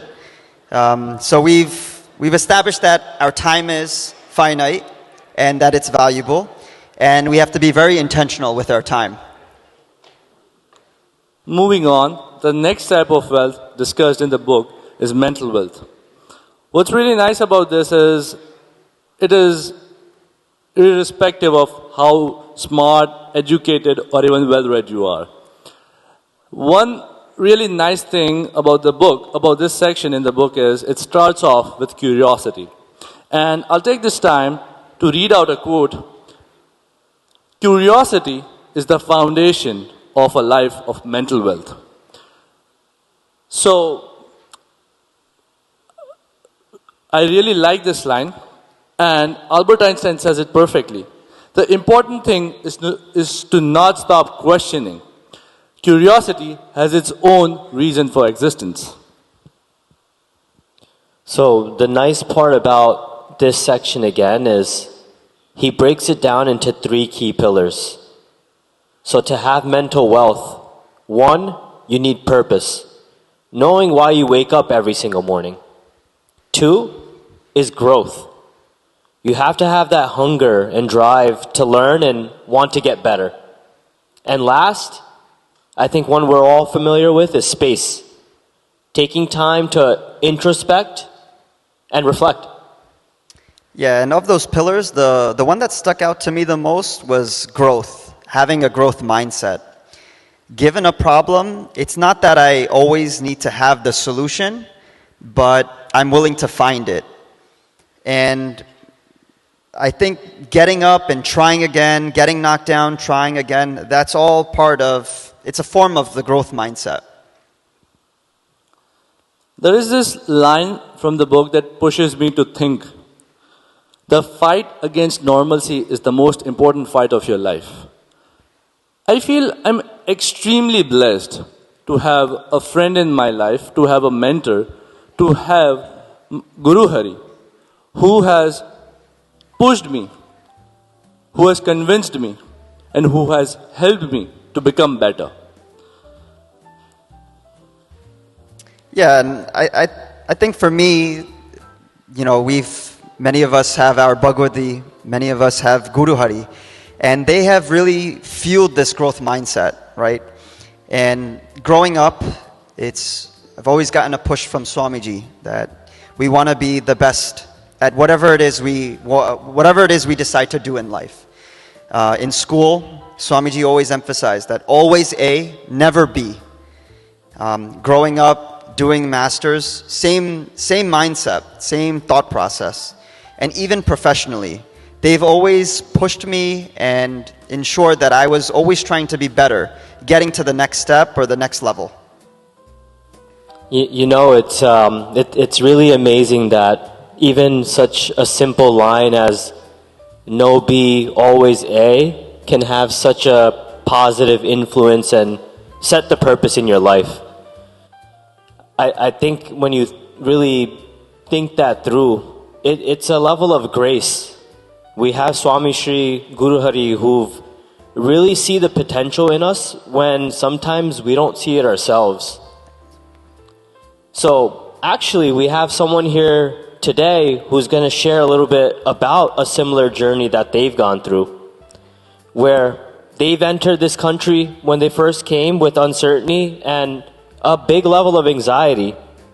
But Swamiji gave them the greatest gift of all, the ability to live a worry-free life. So for the next segment, let's invite Jay Bai to the stage. मेरा स्वामी जी, मारा स्वामी जी, मारा स्वामी जी, मारा स्वामी जी, मारा स्वामी जी, मारा Swami ji. How to get rich. આપણા બધા માટે સમૃદ્ધિની definition જુદી જુદી હશે. કોઈક માટે ફાઇનાન્શિયલ સ્ટેબિલિટી, તો કોઈક માટે સારી હેલ્થ, તો કોઈક માટે સ્ટેટસ, કે પછી કોઈક એવો વિચાર આવે કે આનાથી મને સુખ અને શાંતિનો અનુભવ થાય છે. એવી સમૃદ્ધિના સુખમાં અને એનો આનંદ લેવા માટે આપણે દિવસનો 70% વધારે સમય એમાં આપી દઈએ છીએ. જગતની આ ફાઇનાન્શિયલ સ્ટેબિલિટી કે પછી આપણની સારી હેલ્થ કે પછી આપણું સ્ટેટસ એ સ્ટેબલ રહેશે એની કોઈ ગેરંટી આપી શકે ખરું? જોબ આજે છે પણ કાલે નથી. કદાચ આપણી હેલ્થ આજે સારી છે પણ કાલે આપણે બીમાર છીએ. આજે આપણે ધનથી રાજા છીએ તો કાલે આપણે રંક છીએ. અને આજે આપણું H1 નું સ્ટેટસ અપ ટુ ડેટ છે પણ કાલથી H1 ના નિયમો બદલાય છે. આવી દરેક જુદી જુદી જગતની વિષમ પરિસ્થિતિમાં આપણી મેન્ટલ હેલ્થ એના મેન્ટલ હેલ્થ આવી જુદી જુદી પરિસ્થિતિઓમાં આપણી જે મેન્ટલ હેલ્થ એના અધીન રહે છે. એવી પરિસ્થિતિમાં આપણને એવો કોઈ શુભ વિચાર મળે ખરો કે જે નિશ્ચિંતા અને નિર્ભયતા આવી પરિસ્થિતિમાં પ્રગટાવી શકે? એ નિશ્ચિંતા, નિર્ભયતા અને એ સુખનો આનંદ પ્રાપ્ત કરવા માટે ભગવાન સ્વામિનારાયણને અખંડ ધારણ કરીને હરિપ્રસાદ સ્વામીજી આ ધરાતલ ઉપર અવતરણ થયા. અને એ હરિપ્રસાદ સ્વામીજીની ગાથા શબ્દોમાં તો વર્ણવી શકાય એમ નથી, પણ એમનો આ અથાગ અને અવિરત વિચરણથી એટલું તો ચોક્કસ આપણને સૌને મનાવી દીધું કે ભગવાન ક્યારેય કોઈનું અહિત કરતા નથી. હરિપ્રસાદ સ્વામીજીએ પોતાનું જીવન ભક્તો, મુક્તો અને યુવકોના અર્થે સમર્પણ કર્યું છે. એટલું જ નહીં, એમને પોતે પોતાના જીવનનો મંત્ર યુવકો મારું સર્વસ્વ છે અને યુવકો મારું પૂજા છે એમ માન્યું હતું. હરિપ્રસાદ સ્વામીજીએ પોતાનો દેહ ઓગાળી દીધો સૌની સેવા અને રક્ષા કરવા માટે. જેમ ભગવાન સ્વામિનારાયણે લીલા તરણામાંથી ફૂટીને પણ હું મારા ભક્તની રક્ષા કરીશ, એમ હરિપ્રસાદ સ્વામીજીએ હસમુખભાઈ સોખડા, જે મારા ફાધર છે, એઓ હરિઘાટ તલાવડીની અંદર ડૂબી ગયા હતા. અને એ ડૂબતા ડૂબતા તેઓ ઘણું બધું પાણી પી ગયા હતા, અનકોન્શિયસ થઈ ગયા હતા. ત્યાં દિવ્ય દેહે હરિપ્રસાદ સ્વામીજી આવી અને એમને બહાર કાઢ્યા અને એમને નવું જીવન આપ્યું.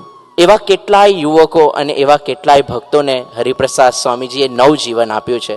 વડોદરાના ભક્ત મિતેશભાઈ બંધારા, ફાઇનાન્શિયલ સ્ટેબિલિટી ન હોવાના કારણે એક દિવસ એવો આવે છે કે જમવાની વ્યવસ્થા નથી હોતી. ત્યાં હરિપ્રસાદ સ્વામીજી બીજા ભક્તના ને દિવ્ય દેહે દર્શન આપીને કહે છે અને પરિસ્થિતિ સમજાવે છે. રાત્રે 9 વાગે ગરમ ગરમ જમવાનું મોકલે છે. એ ભગવાન સ્વામિનારાયણના આશીર્વાદ મારા ભક્તને અન્ન અને દાંતનું વેર નહીં થવા દો, એ હરિપ્રસાદ સ્વામીજીએ સાકાર કર્યું છે. એવી પંચ વિષયની અંદર લોતપ્રોત, એટલે પંચ વિષય ની અંદર લોતપ્રોત યુવાન હોય, દારૂ, માંસ, વ્યભિચાર, ચોરી અને જુગારમાં હોય, એનો જગત, દુનિયા, સમાજ, મિત્રો અને પરિવારે સાથ છોડ્યો. ત્યાં હરિપ્રસાદ સ્વામીજી એનો હાથ પકડ્યો છે, એને પ્રેમ આપ્યો છે, એના સાથી બન્યા છે, એના સંગાથી બન્યા છે અને એને આ પંચ વિષયોમાંથી મુક્ત કર્યો છે. એ કેવો હરિપ્રસાદ સ્વામીજીનો નિસ્વાર્થ પ્રેમ હશે. હરિપ્રસાદ સ્વામીજીએ પોતાના સુખે સુખિયા કરવા માટે પોતાના દેહ ઉપર અવિરત ભીડો લીધો છે. એક વખત સંતો અને મુક્તો હરિપ્રસાદ સ્વામીજીને પ્રાર્થના કરે છે કે સ્વામીજી, આપણે આપણા ચશ્માનું, આંખનું ઓપરેશન કરાવી ચશ્મા કાઢી લઈએ, જેથી તમને ચશ્માનો ભીડો ના રહે. ત્યાં હરિપ્રસાદ સ્વામી કહે છે કે મારા ચશ્મા જો કાઢવામાં આવશે તો કેટલાય ભક્તોને ચશ્મા આવશે, કેટલાકને ઓપરેશન કરાવવા પડશે આંખના, ને કેટલાકની તો દ્રષ્ટિ જતી રહેશે. એ કેવા કરુણાનિધિ હરિપ્રસાદ સ્વામી હશે, જે ભગવાન સ્વામિનારાયણે આશીર્વાદ આપ્યા કે મારા ભક્તને એક વીછી કરડિયાનું દુઃખ આવતું હોય તો કરોડ વીછીઓનું દુઃખ મને આવે પણ મારા હરિભક્તને ના આવે. એ હરિપ્રસાદ સ્વામીજીએ સૌના દુઃખ પોતે ગ્રહણ કર્યા છે. એથી વિશેષ સૌ યુવકોને દિવસ અને રાત જોયા વગર હરિપ્રસાદ સ્વામીજીએ સૌના પ્રશ્નોને સાંભળ્યા છે. એટલું જ નહીં, સૌને સમાધાન આપી અને હરિપ્રસાદ સ્વામીજીએ એમને ચિંતા મુક્ત કર્યા છે. આ કરતા હરિપ્રસાદ સ્વામીજી પોતાનું દેહનું ભાન ભૂલી જતા. કોઈક વાર તો એવું પણ થતું કે તેઓને લઘુ થઈ જતું અને ઘાતરિયું પલળી જતું. આ કેવો અસહ્ય ભીડો હરિપ્રસાદ સ્વામીજીએ આપણા માટે લીધો છે. એ ભીડો લઈ અને હરિપ્રસાદ સ્વામીજીએ સૌના હૃદયમાં એટલું તો ચોક્કસ મનાવી દીધું કે ભગવાન ક્યારેય કોઈનું અહિત કરતા નથી. એવા જ એક યુવક મિહિરભાઈ, જેના જીવનમાં હરિપ્રસાદ સ્વામીજીએ કાયમ સુખની પ્રાપ્તિ થાય એવા આશીર્વાદ આપ્યા. ચાલો આપણે એના દર્શન કરીએ. Thank you Jaybhai. Jaybhai spoke about સ્વામીજીએ ઘણા બધાને સમાધાન આપ્યા છે, and I am no different. I've been very fortunate that Hariprasad Swamiji had blessed me with one of the best smrutis that I can ever imagine, that I carry with me even today after 16 years. I vividly remember the exact conversation that we had had. But before that, a bit of context. So let's go back about 15 to 15 and a half years, right? 2009 ma, I came here on a student visa, like a lot of us did from India, with a lot of hope, a lot of ambition to make it big in the US. I want to get educated, I want to make a lot of money, I want to be wealthy, and I want a good life for myself. So with that dream, I came here in 2009, 22nd August, for a PhD program at Drexel University in Philadelphia. And when I came, I was not given a scholarship. And I had to figure stuff out because I didn't have that kind of money where I could come here and afford, or my dad wasn't as wealthy where he could just afford my tuition. And I had the example of my brother who had just come to the US 3 years ago in 2006. And he made it look like it was very easy. Emne scholarship ne badhu madi gyu. He got into the PhD program and he was happily doing his research. So with that hope, ke chalo atyare to nathi, but agar jaine, once I land in the US, things will happen and everything will automatically work out. So I came here in August. I stayed here for a bit in New Jersey, then I moved to Philly. And as I was trying to navigate the landscape of funding, of research and all of that, I was meeting a lot of professors, like I'm sure we must have as well, that, hey, I've got in, I'm looking for some research to do, I'm looking for some funding. So, take me as a student and we'll do great things, right? And I was a young 22-year-old, fresh off the boat in the US, trying to understand how, things work around here. And at that time, I met a couple professors. Emathi ek professor, we had a very good conversation. And, everything to me sounded very optimistic. Okay, chalo, we had a good talk. It was September. I was about to start my semester. I thought I'll get full funding. I'll get some research assistantship. Badhu barabar thai jase. So with that hope, I came home. Okay? And that night, I went to sleep. And that night, Swamiji came in my dreams. I remember it exactly how it is, even after 15 years. And in that dream, a bunch of us sitting here, youngsters, were all standing in line, right? And Swamiji was going one by one to everyone. And he was asking, bhai, tamaru kevu chhe, tamaru kevu chhe. And everybody was saying that, Swamiji, I got masters, I got this, I got that, straight A's, whatever the case was. And Swamiji comes to me. And ke bhai, taru su chhe? મેં કીધું સ્વામીજી આપની કૃપાથી I've come to the US કે આવી તો ગયા છે પણ હજી ફંડિંગનું કાંઈ થયું નથી તો આપ પ્લીઝ ફંડિંગનું કરી આપજો કે હા હા.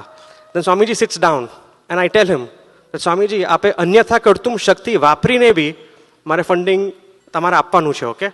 I tell him that use all the powers that you have, but you got to make sure that I get my funding.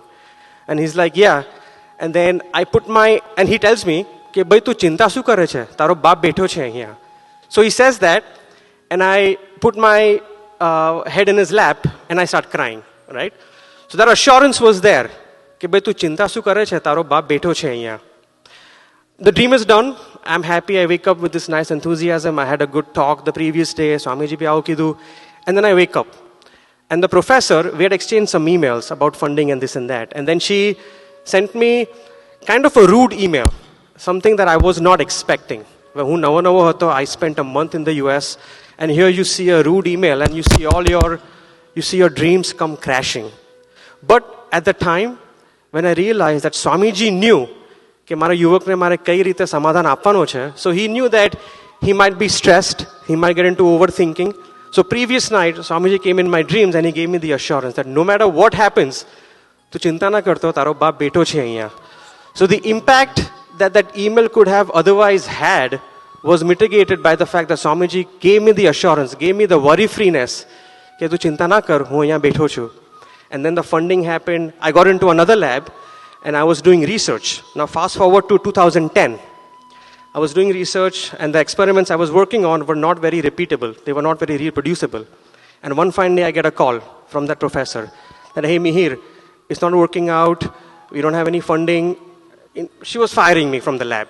Now I'm in 1 year, all my stuff was taken care of, research assistantship ne badhu hatu, and then I get fired from this lab.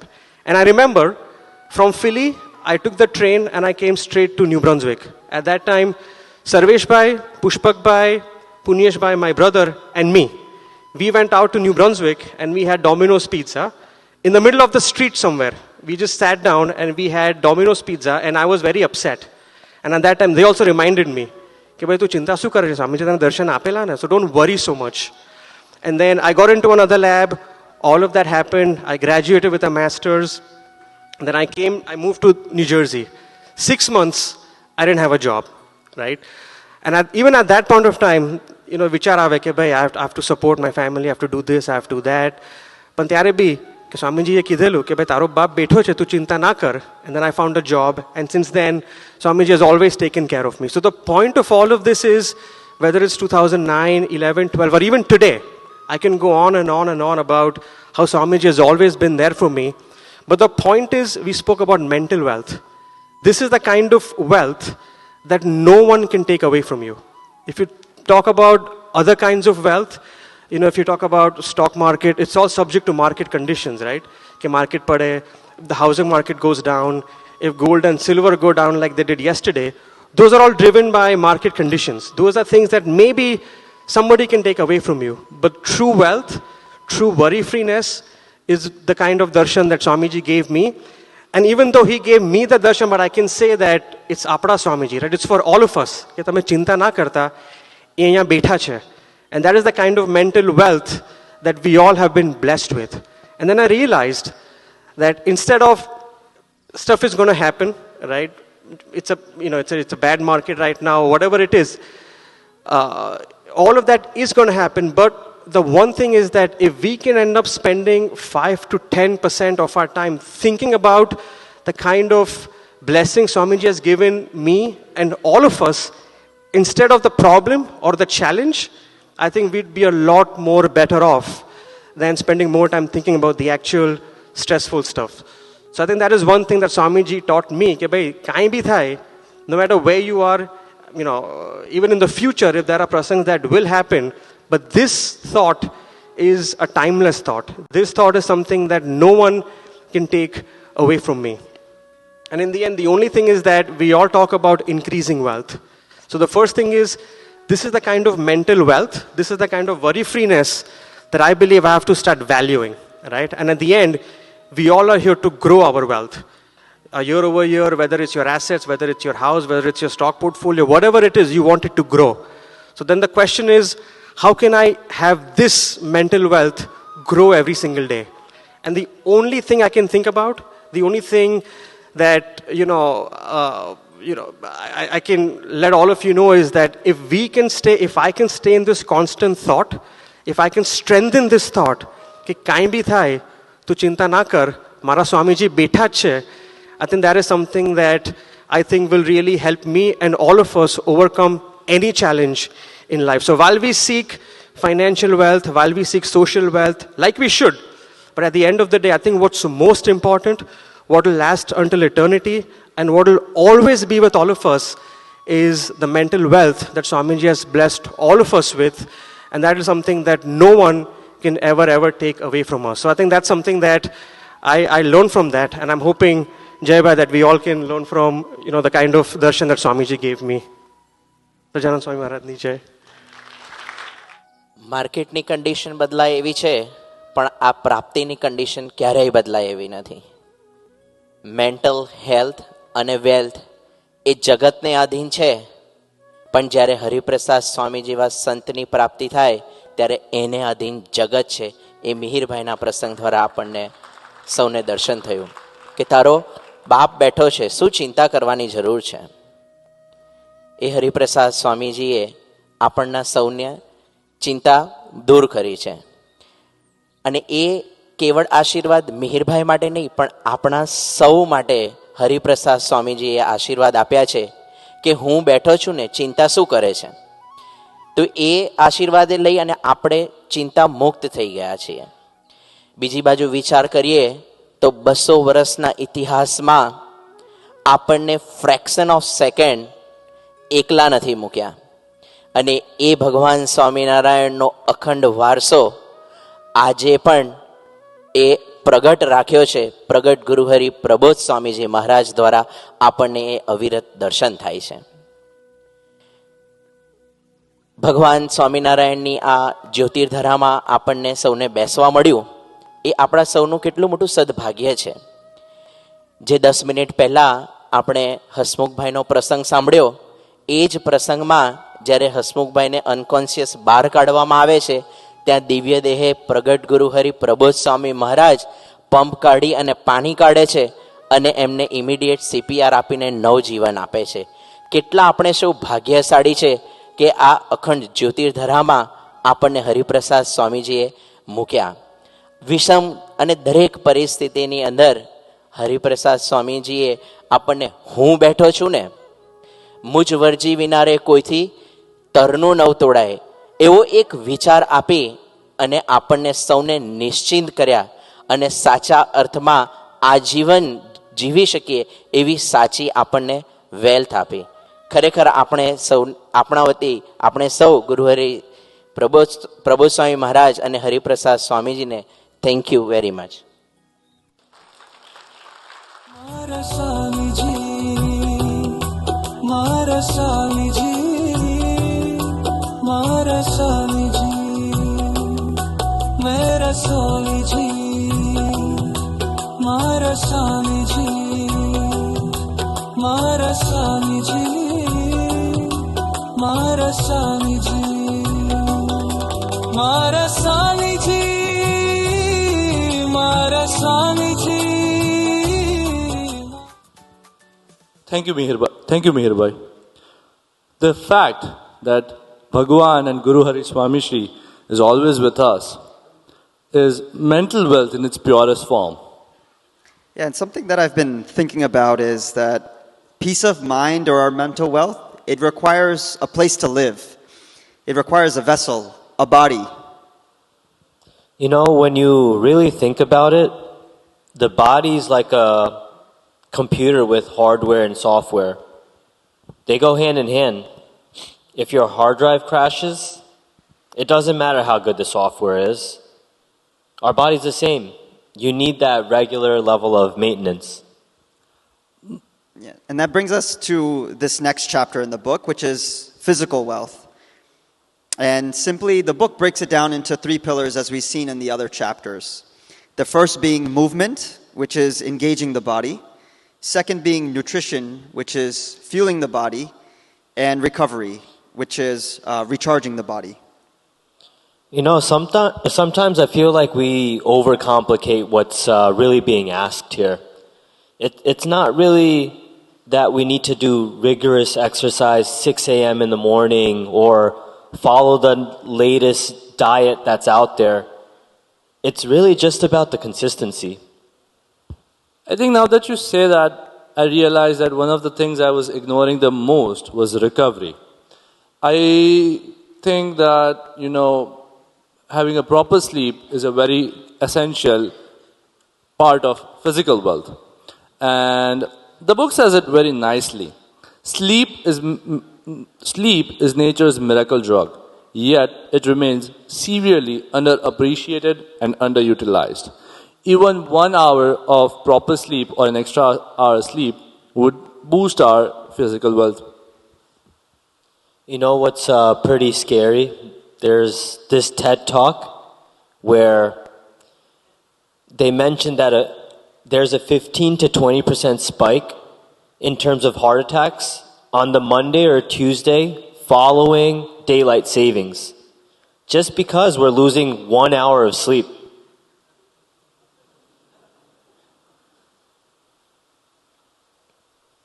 So let me ask you guys this question. What's the actual reason why we should follow a good physical health? Is it to look good? Is it to feel better? Or is it just so that I don't lose my breath when I climb 2 stairs? Yeah, so I think the book really nails this. So it says, without physical wealth, all of the other types of wealth that we've talked about, or the book describes, they all lose their value. And you could have all the time, all the money, all the friends, the family, but if your body is not able to function, then you can't enjoy any of it. Yeah, that's very true. I'm sure there's even deeper reasons. Luckily for us here today, we have Dr. Susrut. He's going to give us an insight into his clinic, and we're going to learn some very practical, healthy habits with a dose of spirituality. So let's welcome them to the stage.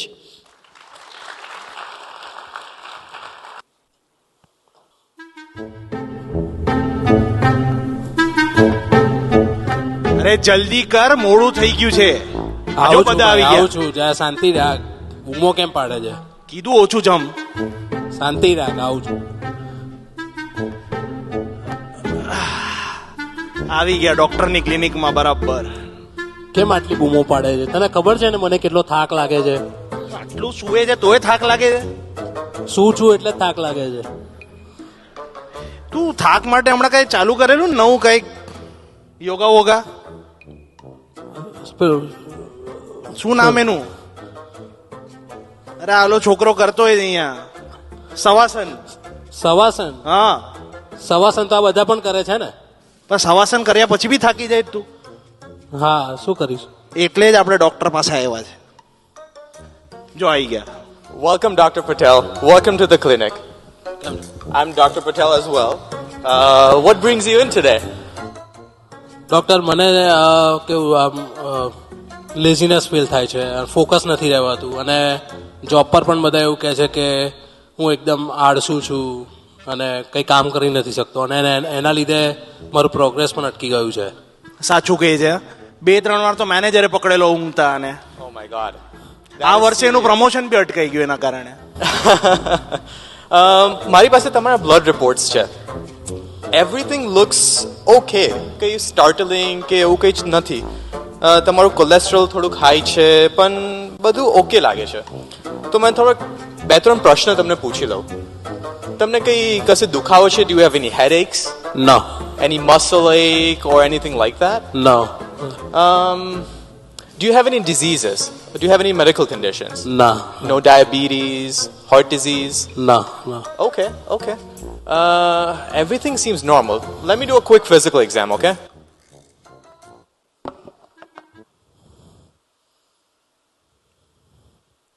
Alright, I'm gonna listen to your heart. ઊંઘવાનું નથી.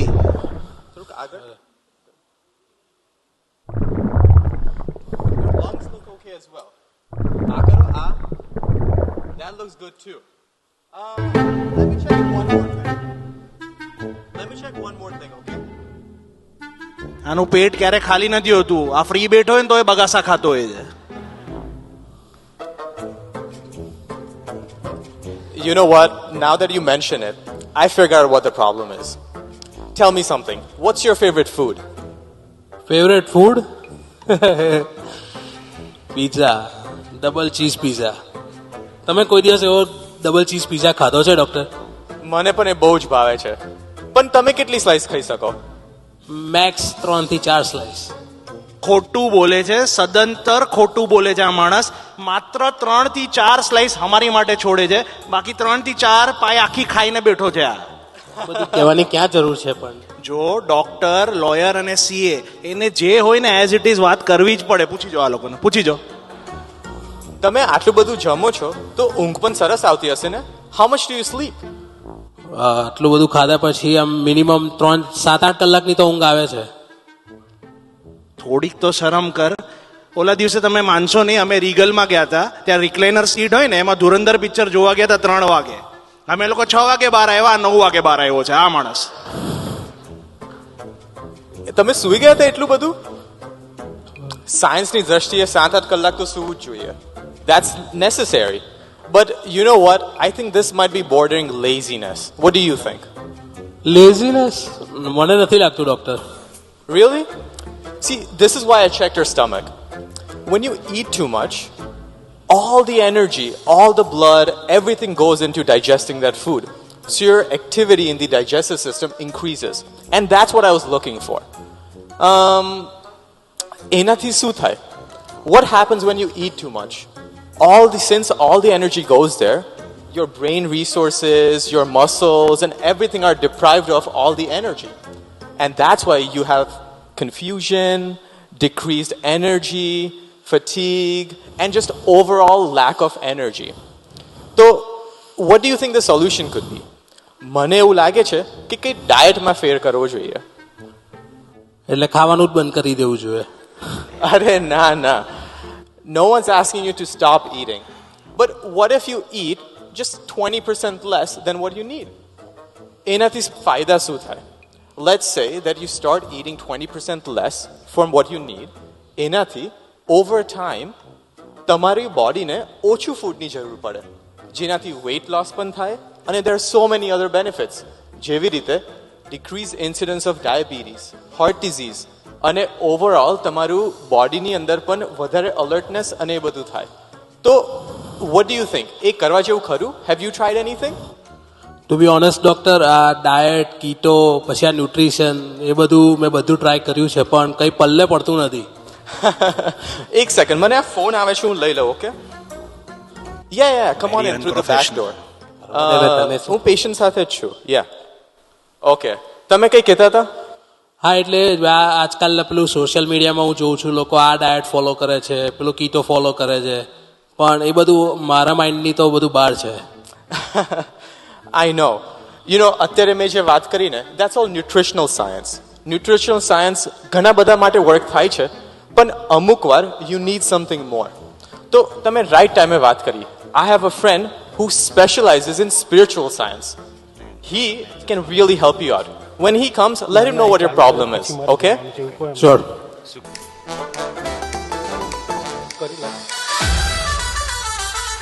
Whoa, whoa, whoa! How are you, everyone?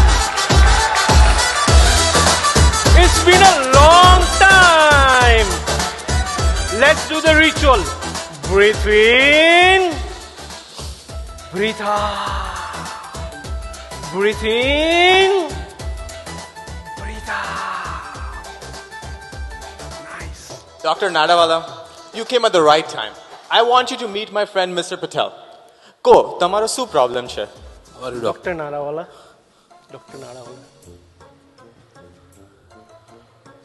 Doctor, મને આમ કેવું છે કે હું જમવાનું જોઉં તો હું પોતાને રોકી નથી શકતો, અને આમ કંઈ પણ હોય બસ મારે ખાઈ જ લેવું હોય છે. હમણાં તારા જેવા પેશન્ટને મળીને આવ્યો. ડૉક્ટર, મેં એને પૂછ્યું કે ભાઈ શું જમ્યો, તો કે હિંચકો. એટલે હિંચકો કે બીજું બી કંઈ? ના, મને આમ પ્રોપર આમ ખાવાનું હોય ને તો હું આમ મારે ખાઈ જ લેવું હોય છે એમ. કાંઈ નથી છોડતો, પીઝાથી લઈને બગાસા સુધી બધું એકલો જમી જાય છે. અરે એમાં કાંઈ નહીં. આપણો કોહલી ખરો ને, કોહલી, એને પણ ભટુરે, પીઝા, ચાઇનીઝ મળે એટલે ગપા ગપ તારી જેમ ઠોકી જ જાય છે. અરે ઓ ડોક્ટર, શું બંડલ વાતો કરો છો? મેં વિરાટ કોહલીને જોયો છે, માણસ કેટલો ફિટ છે ખબર છે? એની સોશિયલ મીડિયા જોયું છે, કેટલી એક્સરસાઇઝ, કેટલી ફિટનેસ કરે છે. ના હોય. અરે સાચું કહું છું યાર. અરે એને એકવાર પોતાને જોયો મિરરમાં, એને જોયું કે એનું પેટ બહાર આવે છે, એને ડિસાઈડ કર્યું એ જ દિવસથી કે હું બેસ્ટ ક્રિકેટર બની દેખાડીશ, અને ત્યાર દિવસથી એ માણસે ખાલી 3 જ વસ્તુ પર ધ્યાન દીધું છે: ફિટનેસ, ડિસિપ્લિન ને ડાયટ. શું વાત કરો છો? There you are, my friend. Virat Kohli એના ડ્રીમ માટે એના મનને રમાડે છે, એનું મન વિરાટ કોહલીને નથી રમાડતું. પણ મને એક વસ્તુ કે, તારું ડ્રીમ શું છે? મારે તો ડૉક્ટર મિલિયનર થવું છે. Oh millionaire. Doctor Sushrut, Yes. can you tell me how much this body is worth? Great question. હું અત્યારે જ વાંચતો હતો કે if you try to look at just the organs itself, anywhere between 40 to 500 million. પણ you know what? If you want to recreate this body, priceless. એના કોઈ price tag ના મુકાય. જો તું નહીં, અમે બધા મિલિયનર થઈ ગયા, પણ એક વાત કે મને કે $1 million કરતા તને ફરારી ગાડી આપું તો તું એમાં કઈ ગ્રેન્ડનું કેરોસીન પુરાવે? કેરોસીન નહીં ડૉક્ટર, એમાં તો પ્રીમિયમ ગેસ નખાવવો પડે ને. Premium gas, okay. તારી પાસે કાર કઈ છે? મારી પાસે તો ટેસ્લા છે. ટેસ્લા. અને એને તો ચાર્જ કરવી પડે ને? હા, કરવી પડે ને. તો કેટલી 100 કે 200% ચાર્જ કરો? કઈ ટેસ્લા 100% ચાર્જ થાય? 80% થી વધારે ચાર્જ ના થાય ડૉક્ટર. કેમ? અરે ડોક્ટર, કોઈ બી લિથિયમ આયન વાળું કોઈ બી ડિવાઇસ હોય, મોબાઈલ થી લઈને ટેસ્લા સુધી, એને તમે અગર 80% ચાર્જ કરો તો એ તમને પીક પરફોર્મન્સ આપે. તમે 100% ચાર્જ કરો ને તો એની લાઈફ ઓછી થઈ જાય. ઓ, તો આ 50,000 રૂપિયાની ગાડી મેન્ટેન કરવા માટે 80% અને $1 million બોડી 100 નહીં, આ માણસ 200% ચાર્જ કરે છે. તું માણસ છે વેરહાઉસ છે યાર. કંઈક તો ખાવા જોઈએ.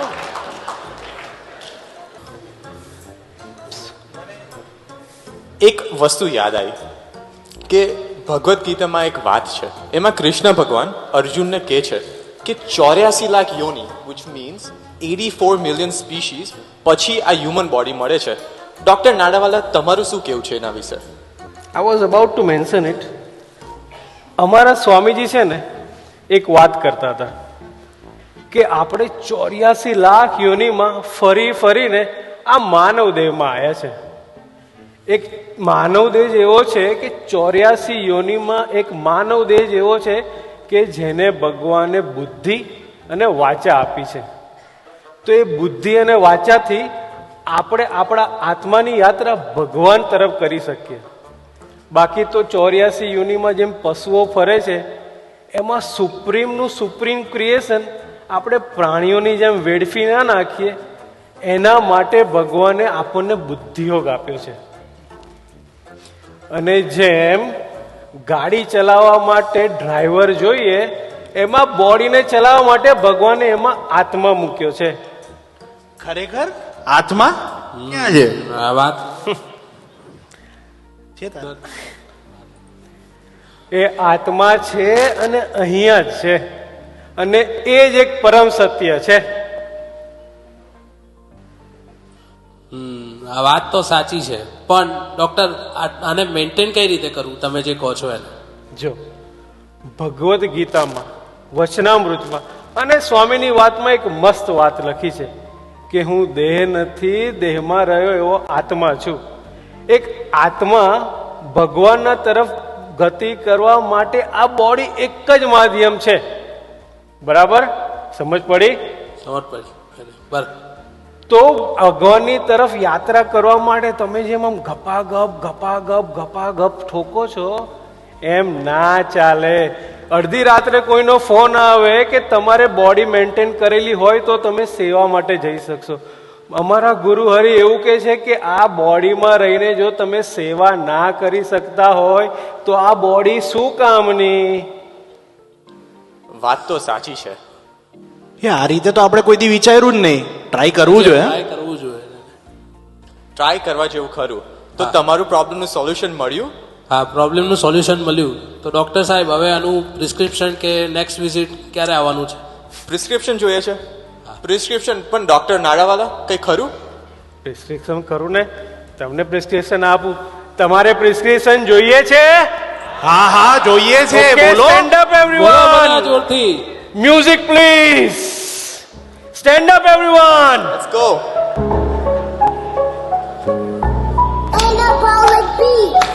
Clap. Repeat after me. Doop doop cha. Doop doop cha. Doop doop cha. Doop doop cha. Doop doop cha. Doop doop cha. Doop doop cha. आज से मैं पेट पूजा कम. पेट पूजा कम. ये है मेरा बॉडी. ये है मेरा बॉडी. ये है मेरा बॉडी. ये है मेरा बॉडी. नोट कच्चा पेटी. Not a कच्चा पेटी. नोट कच्चा पेटी. Not a कच्चा पेटी. आत्मा है ड्राइवर. आत्मा है ड्राइवर. आत्मा है ड्राइवर. आत्मा है ड्राइवर. बॉडी मेरी गाड़ी. बॉडी मेरी गाड़ी. बॉडी मेरी गाड़ी. बॉडी मेरी गाड़ी. भगवान की तरफ है. तरफ है. कल्याण की तरफ है. कल्याण की तरफ है. हमारी तैयारी. हमारी तैयारी. हमारी तैयारी. हमारी तैयारी. Eating less. Eating less. Eating less. Future bright. Eating less. Future bright. Eating less. Future bright. Thank you everyone.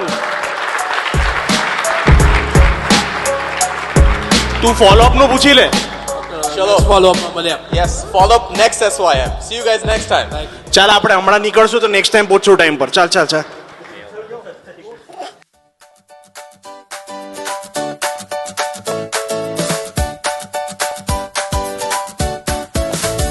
Thank you, Dr. Susrutbhai and Dr. Narawala. I'm definitely going to eat a little bit less tonight. So the book has a beautiful quote on taking care of your health as well. The quote goes like this: treat your body like a house you have to live in for another 70 years. If you take care of it today, it will take care of you for years to come.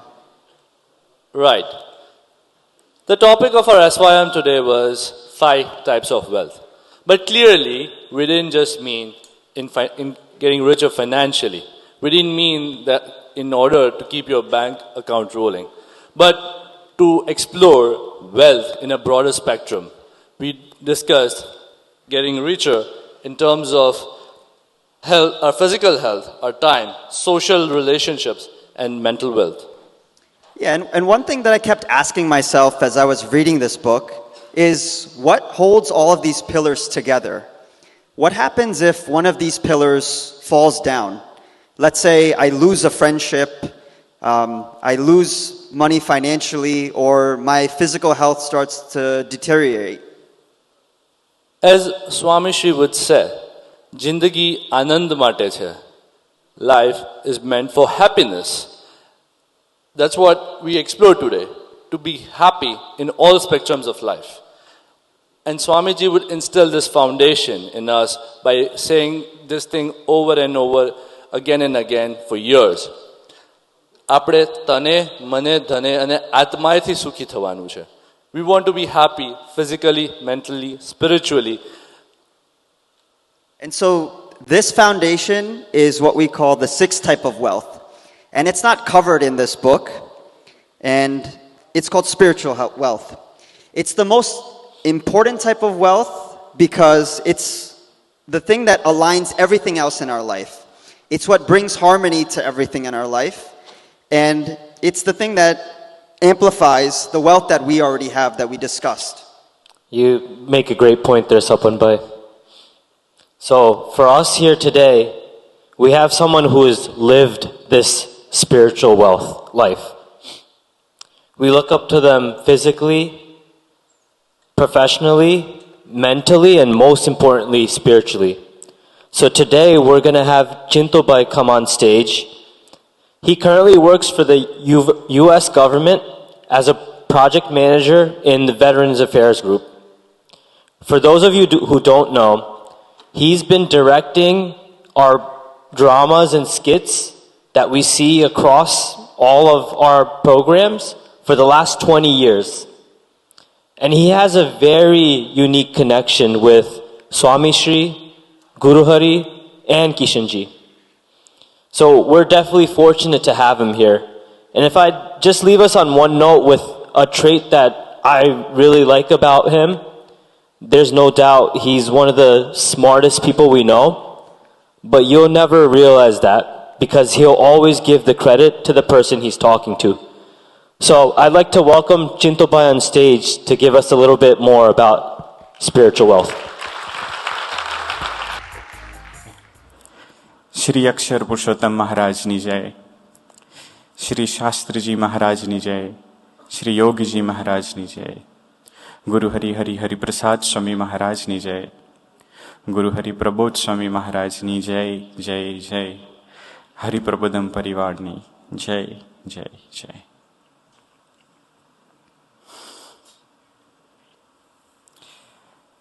How to get rich. Very interesting topic. Let's start with the સ્વામીની વાત. પહેલા પ્રકરણની 29મી વાત.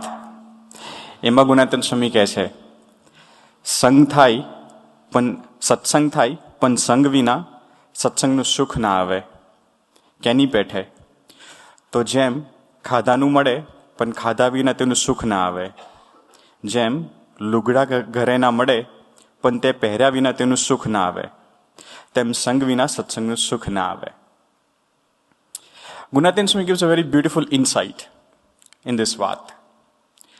That imagine no matter how much food we have in front of us, until we eat that food, we don't get to experience the joy of it.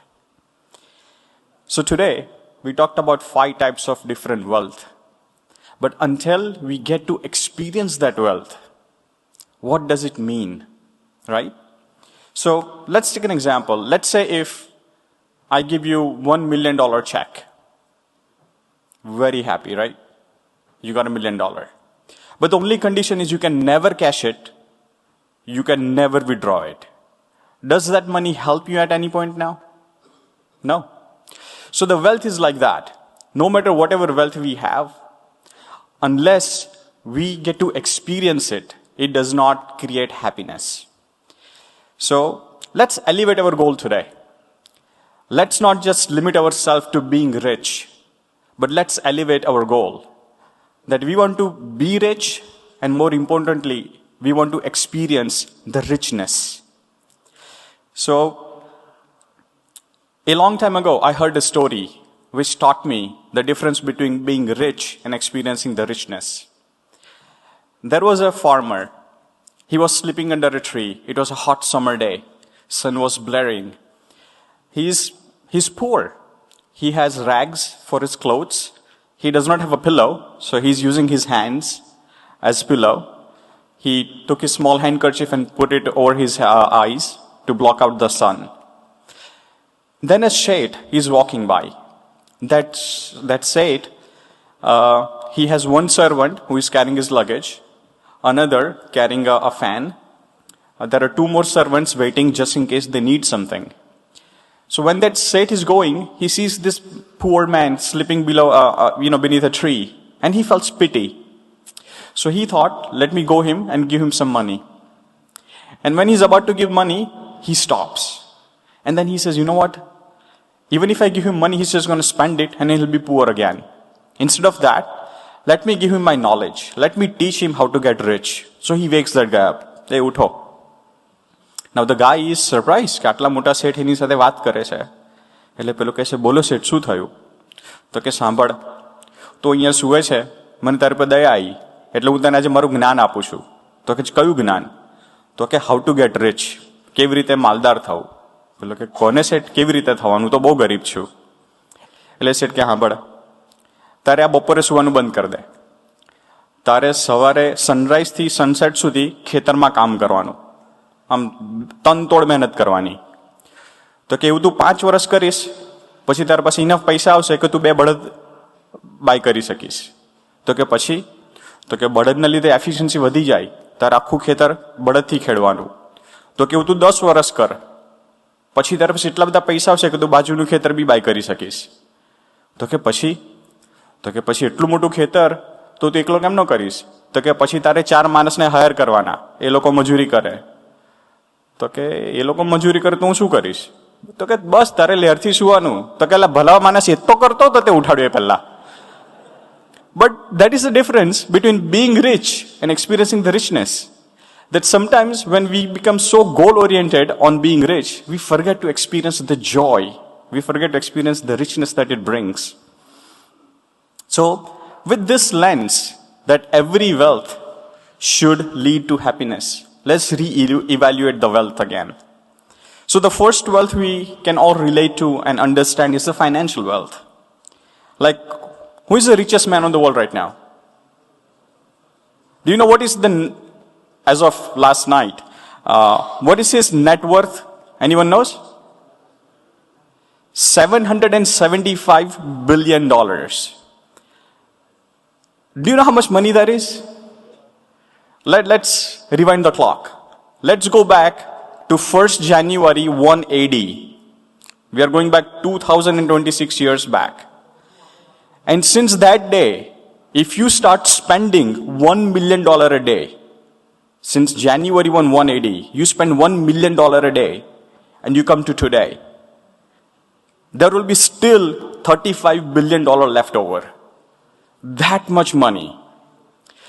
So, આટલા બધા પૈસા કોઈની પાસે હોય તો આપણને એક ક્વેશ્ચન તો થાય કે ભાઈ ભગવાને એને આટલા બધા પૈસા આપે એનો વાંધો નહીં, પણ થોડા મને તો આપવા હતા. રાઈટ? ફેર ક્વેશ્ચન. આવો જ કોઈક પ્રશ્ન ગુણાતીતાનંદ સ્વામીને બી પૂછવામાં આવ્યો. પહેલા પ્રકરણની 23મી વાત. એમાં ક્વેશ્ચન છે કે ભગવાન કેટલાને સમૃદ્ધિ આપે છે ને કેટલાકને નથી આપતા, તેનું કેમ સમજવું? જેન્યુઅન ક્વેશ્ચન છે કે કોકને આટલું બધું આપે, સત્સંગી બી ના હોય, એને માલદાર કરે ને આપણે સત્સંગી બધા આમ મહેનત કરવાની.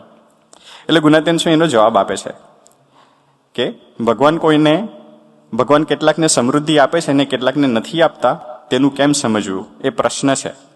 તેનો ઉત્તર છે, ધન મળે તો વધારે ફેલ કરે, માટે થોડું મળે તો ઠીક છે. So Gunatan Swami says that when you have excessive wealth, you indulge into excessive pleasures, and that is detrimental to our soul. So Gunatan Swami says કે થોડું મળે બરાબર છે, પણ યાર પ્રેક્ટિકલી વાત કરીએ કે ભાઈ પૈસા ના હોય તો તકલીફ પડે, પૈસા ના હોય તો દુઃખ થાય, તો એનું શું કરવું? તો એનો જવાબ પહેલા પ્રકરણની 129મી વાતમાં છે. તેમાં ગુણાતીન સ્વામી કહે છે કે દુઃખ કોઈ માનશો નહીં, જેટલું જોઈએ એટલું આપણને મળ્યું છે, અને જાજા રૂપિયા આપે તો ભગવાન ભજાય નહીં, તેથી નથી આપતા. સો ભગવાને પેપર ફોડી નાખ્યું કે ગમે તેટલી મહેનત કરો તો જાજા પૈસા ભગવાન નહીં આપે. કેમ? તો કે એને પોતાનું સુખ આપવું છે, એટલા માટે જરૂર પૂરતું જ ભગવાન આપે. તો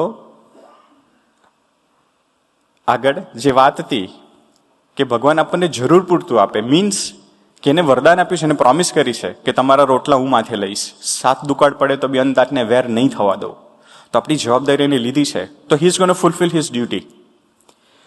તો એની સામે આપણે શું કરવાનું? પણ મનીનો ટોપિક છે ને બહુ અટપટો છે કે ધનના લીધે આપણને મૂંઝવણ થાય તો બરાબર છે, પણ આપણી મૂંઝવણના લઈને ભગવાનને બી મૂંઝવણ થાય, એવો બી એક ઇસ્યુ થયો હતો. અને એ છે બીજા પ્રકરણની 118મી વાત. એમાં મહારાજ પોતે પોતાની મૂંઝવણની વાત કરે છે કે હરિભક્તો કોઈ રીતે સુખી થતા નથી. જો રૂપિયા આપીએ તો દર્શન કરવા નવરા થતા નથી, અને ગરીબ રાખીએ તો કહે છે કે ખાવાનું મળતું નથી તો શું કરવા દર્શન કરવા આવીએ. તો કે માટે કોઈ રીતે જીવ ભગવાન વધતો નથી. એટલે ભગવાનને બી ટેન્શન થઈ ગયું કે વધારે પૈસા આપે તો બી તકલીફ, ના આપે તો બી તકલીફ, તો કરવાનું શું? So does that mean that we don't aspire to get money? No, absolutely not. We must, Swamiji બી કહેતા કે ભગવાન આપણને તનથી, મનથી, ધનથી ને આત્માથી સુખી કરવા આવ્યા છે. તો ધનથી સુખી કરવા માટે શું છે? તો we must aspire to study the best. We must aspire to be the best in our field. And we must aspire to earn enough so that we can provide for our family and live a comfortable life. So, ધન મેળવવા પરિશ્રમ કરવું એ આપણી duty છે, પણ ત્યાર પછી ભગવાન જેટલું આપે એમાં આનંદ માનવો એ આપણી ભક્તિ છે. But we live in a world which is driven by money. And we need to earn money to live a comfortable life and to be happy. So a few years ago, the World Health Organization had a research done. And what they discovered was the amount of money you earn is directly proportional to the happiness you get. So the more money you have, the more happier you are. But that study revealed that after a while it plateaus. After you earn a certain amount, the money has a diminishing return. It does not add any value to your happiness. So the question comes back to the same thing, that if money cannot make us more happy, what does? So then I ask a question to Google, like what is the key for happiness? And there are 1.5 billion search results in Google trying to answer what is the key to happiness. I asked that question to ChatGPT. It gave me a whole essay on what does it mean to be happy, or what is the key to happiness. But in 2024 in Atlanta, someone asked this question to Guru Hari, ke sukhi thawani chavi su? And Guru Hari replied, something which AI takes paragraphs, something which Google takes billions of search results. Guru Hari replied in one word, and that word is Santosh. Guru Hari said કે જેના જીવનમાં સંતોષ હોય એ સદાય સુખી. So the one who is content with what he has is already rich. Because without content, even $1 billion is not enough. Without content, wealth becomes a thirst that can never be quenched. And with Santosh, whatever we have is always enough. But how do we get that? It's not easy to get that quality. How do we make sure that we are not bound by the money?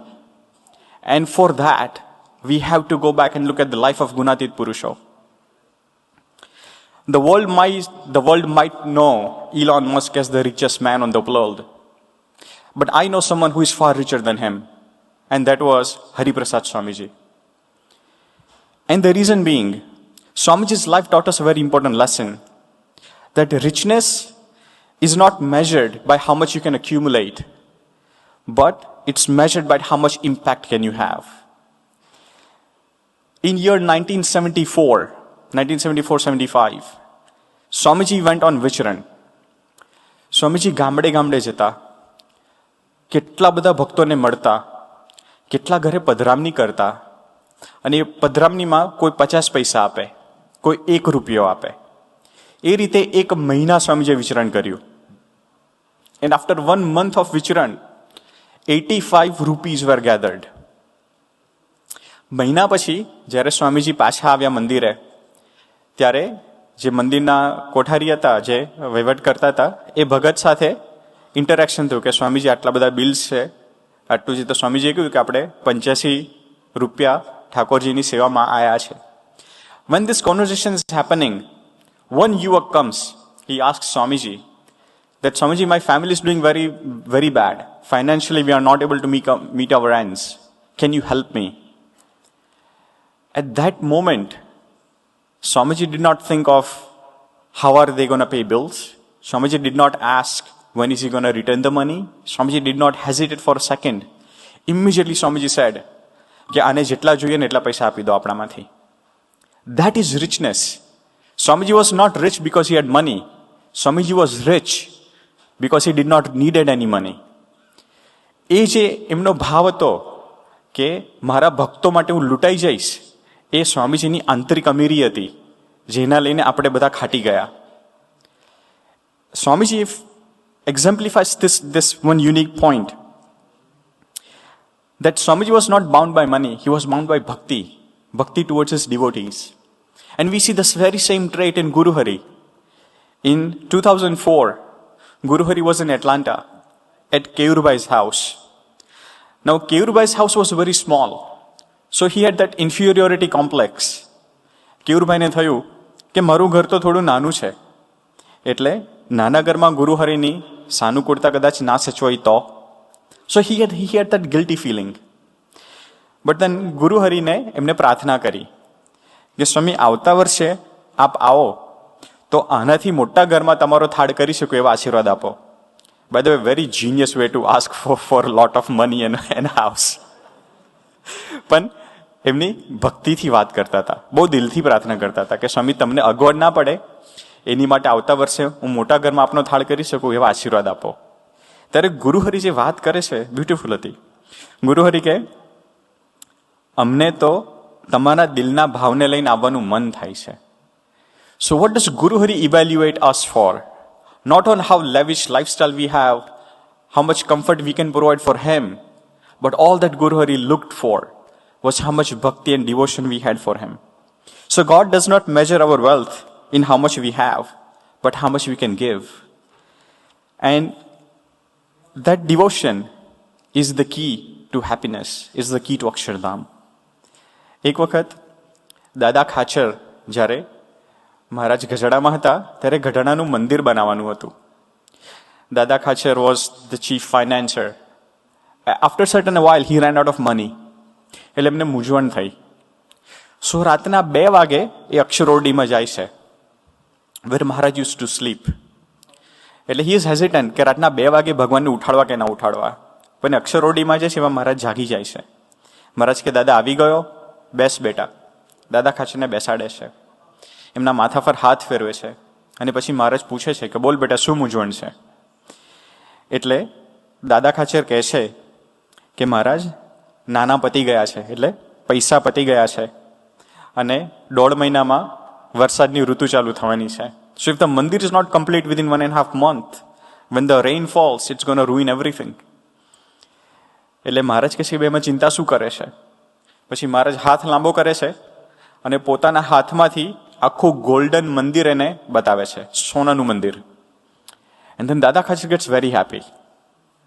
And Dada Khachar cess કે મહારાજ આ જ મંદિર અહીંયા મૂકી દો ને. Like why go through all the effort, કે આ જ મંદિર અહીંયા મૂકી દો ને, એટલે કે આપણી પ્રાણ પ્રતિષ્ઠા બી થઈ જાય અને આવું શોભાવાન મંદિર જોઈને બધા ભક્તો બી રાજી થઈ જાય. પછી મહારાજ રહસ્યની વાત કરે છે. That is the lesson for us all. Maharaj કહે છે કે દાદા અહીંયા આ મંદિર મૂકી દઈએ, એટલે પહેલા કહે છે કે તું ચિંતા ના કર, જેવું ત્યાં મંદિર અહીંયા જોયું છે આપણું જે મંદિર બનશે બહુ ભવ્ય થશે. પછી કહે છે કે પણ આ મંદિર અહીંયા મૂકી દઈએ તો બધા ભક્તોને સેવાનું શું? કે આ મંદિરમાં કોઈ થાય એટલી તનથી સેવા કરે છે, ધનથી સેવા કરે છે, વિવિધ નાની મોટી સેવા કરે છે. અમારે તો બધાનું કલ્યાણ કરવું છે, એટલા માટે આ મંદિર બનાવીએ છે. પછી મહારાજ અગત્યની વાત કરે છે કે અમે ધારીએ તો ધનનો વરસાદ વરસાવી શકીએ, પણ શ્રમથી કમાયેલ ધન જો ભગવાનની ક્રિયામાં કામ લાગે તો એ કલ્યાણનો દ્વાર બની જાય છે. That is the value of true wealth. કે જે કોઈ ધન ભગવાનના ભક્તોને અર્થે વપરાય એ આપણા કલ્યાણનો માર્ગ બને છે. એ આશીર્વાદ મહારાજે આપ્યા. સો that is the materialistic or the financial wealth.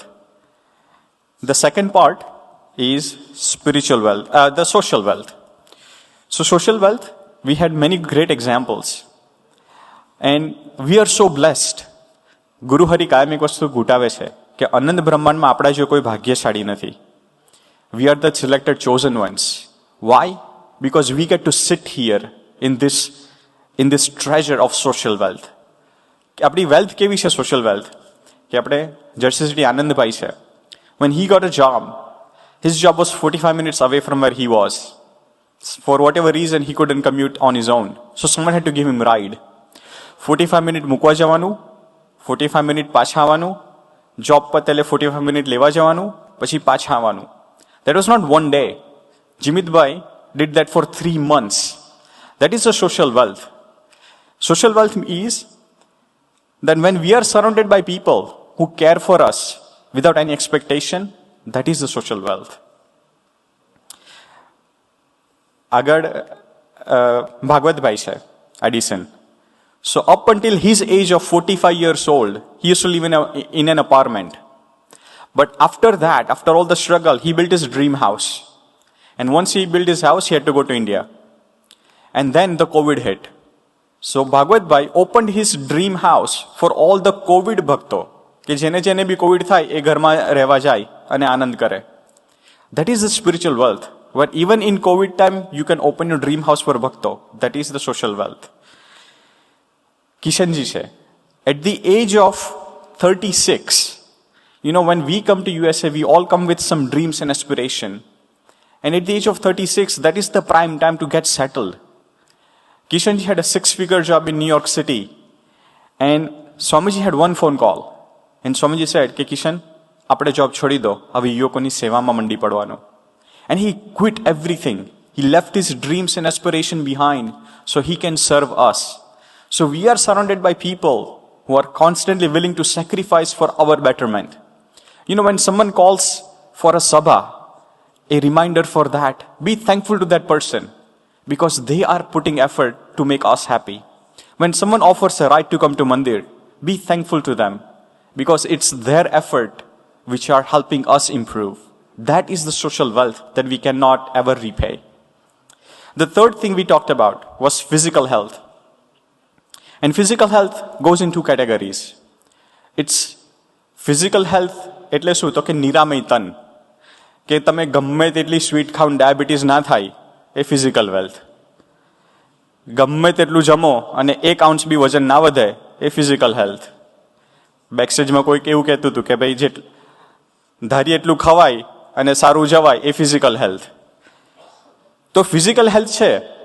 Swamiji એવું કહે છે કે દરેક રૂવાડે 2000 રોગ મૂકેલા છે.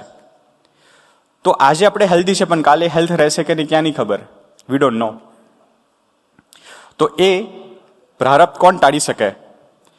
એ ભગવાન અને એના સંત એ કાર્ય કરે છે. I had a friend, Sudarshan. When he was small, એનો બર્થ થયો ત્યાર પછી very quickly he had TB. And back in the days in India, there was no cure for it. તો સ્વામીજી પાસે ગયા તો સ્વામીજીને કહ્યું એના ફાધરે કે સ્વામી દીકરાને ટીબી છે. તો સ્વામીજી વખતે ફ્રૂટ સલાડ ગ્રહણ કરતા હતા. સ્વામીજીને ફ્રૂટ સલાડ આપ્યું કે લે બેટા પી જા. And from that moment the TB was gone. Imagine that physical wealth that a gunatit purush can just hand it to you. Many years ago, we all know Praful Kumar, PK, his mom. Now she was severely diabetic. And back in India in those days, there was no proper treatment for it. There was no blood glucose monitoring. There was no system for it. So whenever her glucose would spike, it would go up to 400, 500. And then doctor gave her a vial of insulin. And all she did was take the insulin out and just inject into it. Not a dose, entire vial. And then the blood sugar would plummet to like 70, 80. And then she would go in coma. Now that cycle happened over multiple times. But one day, when she injected the insulin, the blood sugar dropped to 30. She instantly went in coma. The doctor said, this is it. There is no way she's going to survive. She's either going to die or she's going to be in coma for the rest of her life. And what do we do in that point? When doctors cannot help with our physical wealth, that's when we go to Swamiji. Swamiji no door ખટખટાવો પડે. સ્વામીજીને phone કર્યો, એમના ફાધરે વાત કરી that Swamiji, I have 3 kids whose age are between 4 and 7. And if she dies, how am I going to maintain the kids? I'm not going to remarry again. And there is no way I can manage all the kids on my own. તો સ્વામીજી કે કહો તો આપણે બેનને રાખવા પડે. સ્વામીજી કે જાઓ એમને 20 વર્ષનું એક્સટેન્શન આપીએ. Like what is that?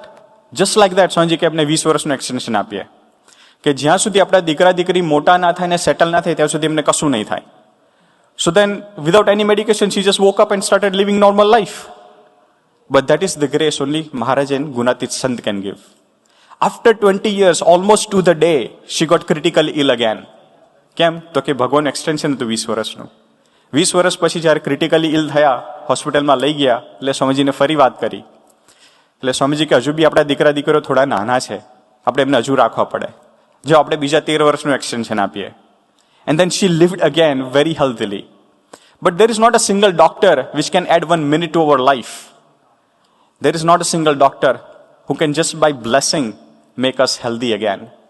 That is what Maharaj and his Gunatit Sant can do. એ આપણને આવા ભગવાન મળ્યા છે, એ આપણી ફિઝિકલ વેલ્થની એ જવાબદારી લીધી છે. Next thing we talked about was mental health. Mental health એટલે શું?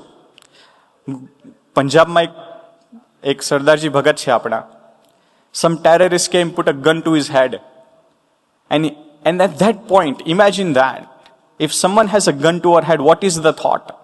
Dutimathi bhajan thai, fight or flight, all that happens. But એ ભગતની નિષ્ઠા એવી હતી કે એને સામેથી કીધું કે તારાથી થાય કરી લે, તારી બંદૂકમાંથી ગોળી નહીં નીકળે. Imagine that mental strength.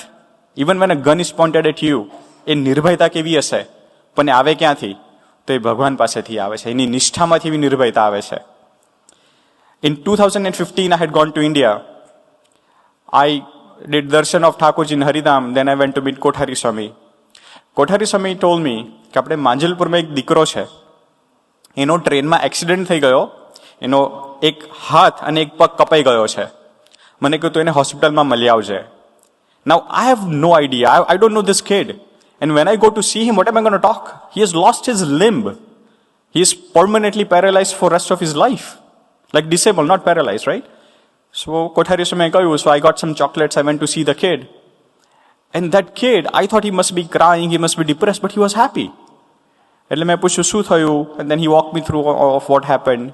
And then he said, you know what? મને સ્વામી દાદાએ ફોન પર મને દર્શન આપ્યા. એટલે મેં કહ્યું સ્વામી દાદાએ તને શું કીધું?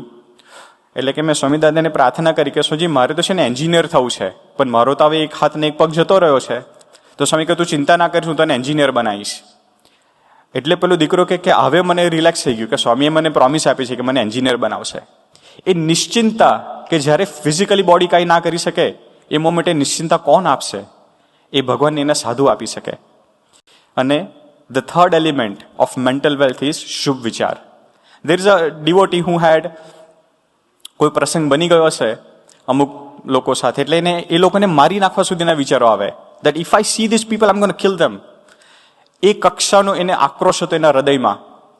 પણ ગુરુહરિના સ્ટેજ ઉપર દર્શન કરવા ગયા પ્રબોધ સ્વામીજીના. પ્રભુશ્રીએ માથા પર હાથ મૂક્યો અને બાય ધ ટાઈમ સ્ટેજ પરથી નીચે ઉતર્યા ને, એના વિચારોનો પ્રવાહ બદલાઈ ગયો. દેટ સેમ ભગત સેડ કે હવે આ લોકોને મારે દંડવત કરવાની તો બી હું કરી શકીશ. What happened, what change?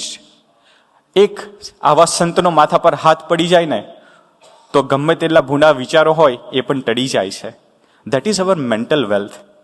And the last thing is the wealth of time.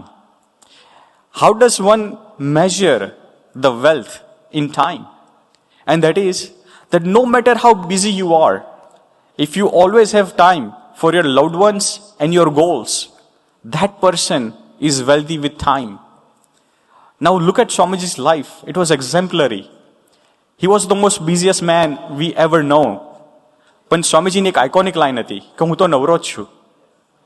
એ એનો પ્રેમ હતો, એનું આપણી પ્રત્યેનું સમર્પણ હતું કે એની ગમે તેટલી ફિઝિકલ કેપેસિટી હોય, એની ગમે તેટલી એમને ભીડો હોય, એ બધામાં સ્વામીજી આપણને રિલેક્સ કરતા કે હું તમારી માટે નવરો છું. That was Swamiji's commitment of time to us. Sahajbhai Iyer છે, એ જ્યારે બેંગ્લોરમાં હતા સ્વામીજી સાથે. Now Swamiji had gone there for treatment. He was not doing well physically, so doctor told him to rest, not to talk. But even then, Swamiji's instinct was to give time to a yuvak, so he may improve. Swamiji told Sahajbhai કે હું તારા ઉંમરનો, તારા જેટલો હતો ને તો મારી body બી તારા જેવી ફિટ હતી, પણ અને આજે હું ધારું તો આજે બી એક્સરસાઇઝ કરીને તારા જેવો ફિટ થઈ શકું. પણ જો હું એક્સરસાઇઝ કરવામાં સમય કાઢું તો મારા ભક્તોની, યુવકોની સેવા કેવી રીતે થશે? એટલે કે મારી માટે પ્રાયોરિટી એ છે. That is the commitment of time Swamiji gave to us, that even his body, he sacrificed for that. Same thing we see in Guru Hari's life. This year, the last day of Vichran, 2025, Jayant અંકલના ઘરે થાળ હતો ગુરુ હરિનો છેલ્લો સવારના. So at that થાળ, there's this beautiful conversation between Jayant uncle and Guru Hari. Jayant uncle says કે સ્વામીજી આજે છેલ્લો દિવસ છે અને ખાનગીઓની લાઈન નથી લાગતી, થોડુંક ઓડ લાગે છે. એટલે ગુરુહરિ એમને વાત કરે છે કે આજે કે હું મંદિરે ગયો, મંદિરે બધા ભક્તોના દર્શન કર્યા, મેં કોઈને પૂછ્યું કઈ તમારે કોઈને કંઈ પૂછવું છે? તો બધાએ ના પાડી કે અમારા બધા પ્રશ્નો પતી ગયા છે. તો કે મેં મારી રૂમ પર જઈને વાંચો, સ્વામીજીની કથા વાર્તા વાંચી. સો even in all this thing he has always time for his goal. કેમ? તો કે એને એટલો બધો સમય આપણને આપ્યો છે કે હી હેડ અચીવ્ડ that he has singularly met every single one of us, addressed all of our questions. That is the commitment of time Guru Hari gave to us. So in the end, we just want to make a prayer to Swamiji and Guru Hari. Okay, there are 5 types of wealth: physical, social, mental, time, and financial. પણ જેટલી બી wealth તમારા કાર્યમાં તમને રાજી કરવા અને તમારા ભક્તોને અર્થે વપરાય એ જ સાચી વેલ્થ છે. અને કદાચ આ બધી વેલ્થ તો એવી છે કે મેજર કરી શકાશે, કે થોડી સમજી બી શકાશે, પણ એનાથી પરની એક વેલ્થ અમને એવી તમે આપી છે અને એ છે તમારો સંબંધ અને તમારી પ્રાપ્તિ. તો હે ગુરુ હરિ, તમારી પ્રાપ્તિના મહિમામાં, તમારી પ્રાપ્તિના વેલ્થમાં, તમારી પ્રાપ્તિની અનુભૂતિમાં અમે નિરંતર જીવીને આપને રાજી કરી શકીએ, તે જ અંતરની પ્રાર્થના સહજાનંદ સ્વામી મહારાજની છે.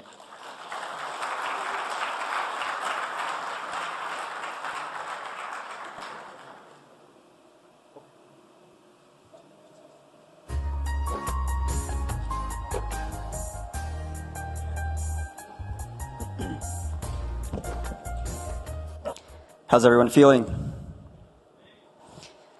So we hope everyone enjoyed the SYM today. We want to thank everyone for coming here physically and virtually. We learned about the 6 types of wealths. We started with 5 and introduced the 6th. And they were, anyone remember? physical, financial, social, mental, time, and spiritual. Beautiful. Everyone's got it. Chintubai shared perhaps the most important, which was spiritual, which we just heard. So thank you, Chintubai, for that. And our topic was how to get rich. So we hope we got new perspective on that topic and what true wealth is. Let's go to the takeaways. Today's takeaways start with surrounding yourself with people who support, guide, and motivate you daily is true social wealth. A daily schedule and the discipline to follow it helps us make the most of our finite time. Third, trusting that in every situation, my Father is watching over me is the purest form of mental wealth. The human body is a gift from God. Choosing to stop eating before we feel full helps us honor it and use it to its full potential. And 5, all 5 types of wealth matter, but the Sambandh of Swamiji and Guru Hari is the highest form of wealth. To wrap up, we have a few announcements. We have a pickleball tournament on March 1st. There will be tons of people there. It's considered the winter tennis. So please, we'd love for you to invite your friends, your family, and come yourselves. It's in the doubles format, so please bring a partner with you, and we'll love to see you there. We also have another tournament. We have the FIFA and Mario Kart tournament that will be on February 21st. That tournament will start at 11 a.m. till 4 p.m., and then it will be followed by Samanvay Youth Meet. So if you're into FIFA, if you're into soccer, please join. And if you like Mario and you like go-karting and you're good at Mario Kart, please come for that as well. Now we'll go to Aarti. And I know many of us have traveled from very far in this intense weather. So feel free, the food is ready downstairs. Feel free to go downstairs and eat. We have another Aarti at 8:20 p.m. So feel free to attend that one. Otherwise, we can attend Aarti right now and then go downstairs for dinner.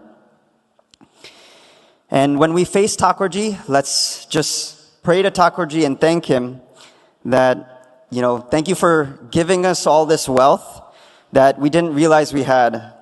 The secret to having it all is knowing that we already do. The next SYM is on February 21st. Everyone, please stay safe, stay warm, and we'll see you all there. Sajanand Swami Maharaj Ni Jai.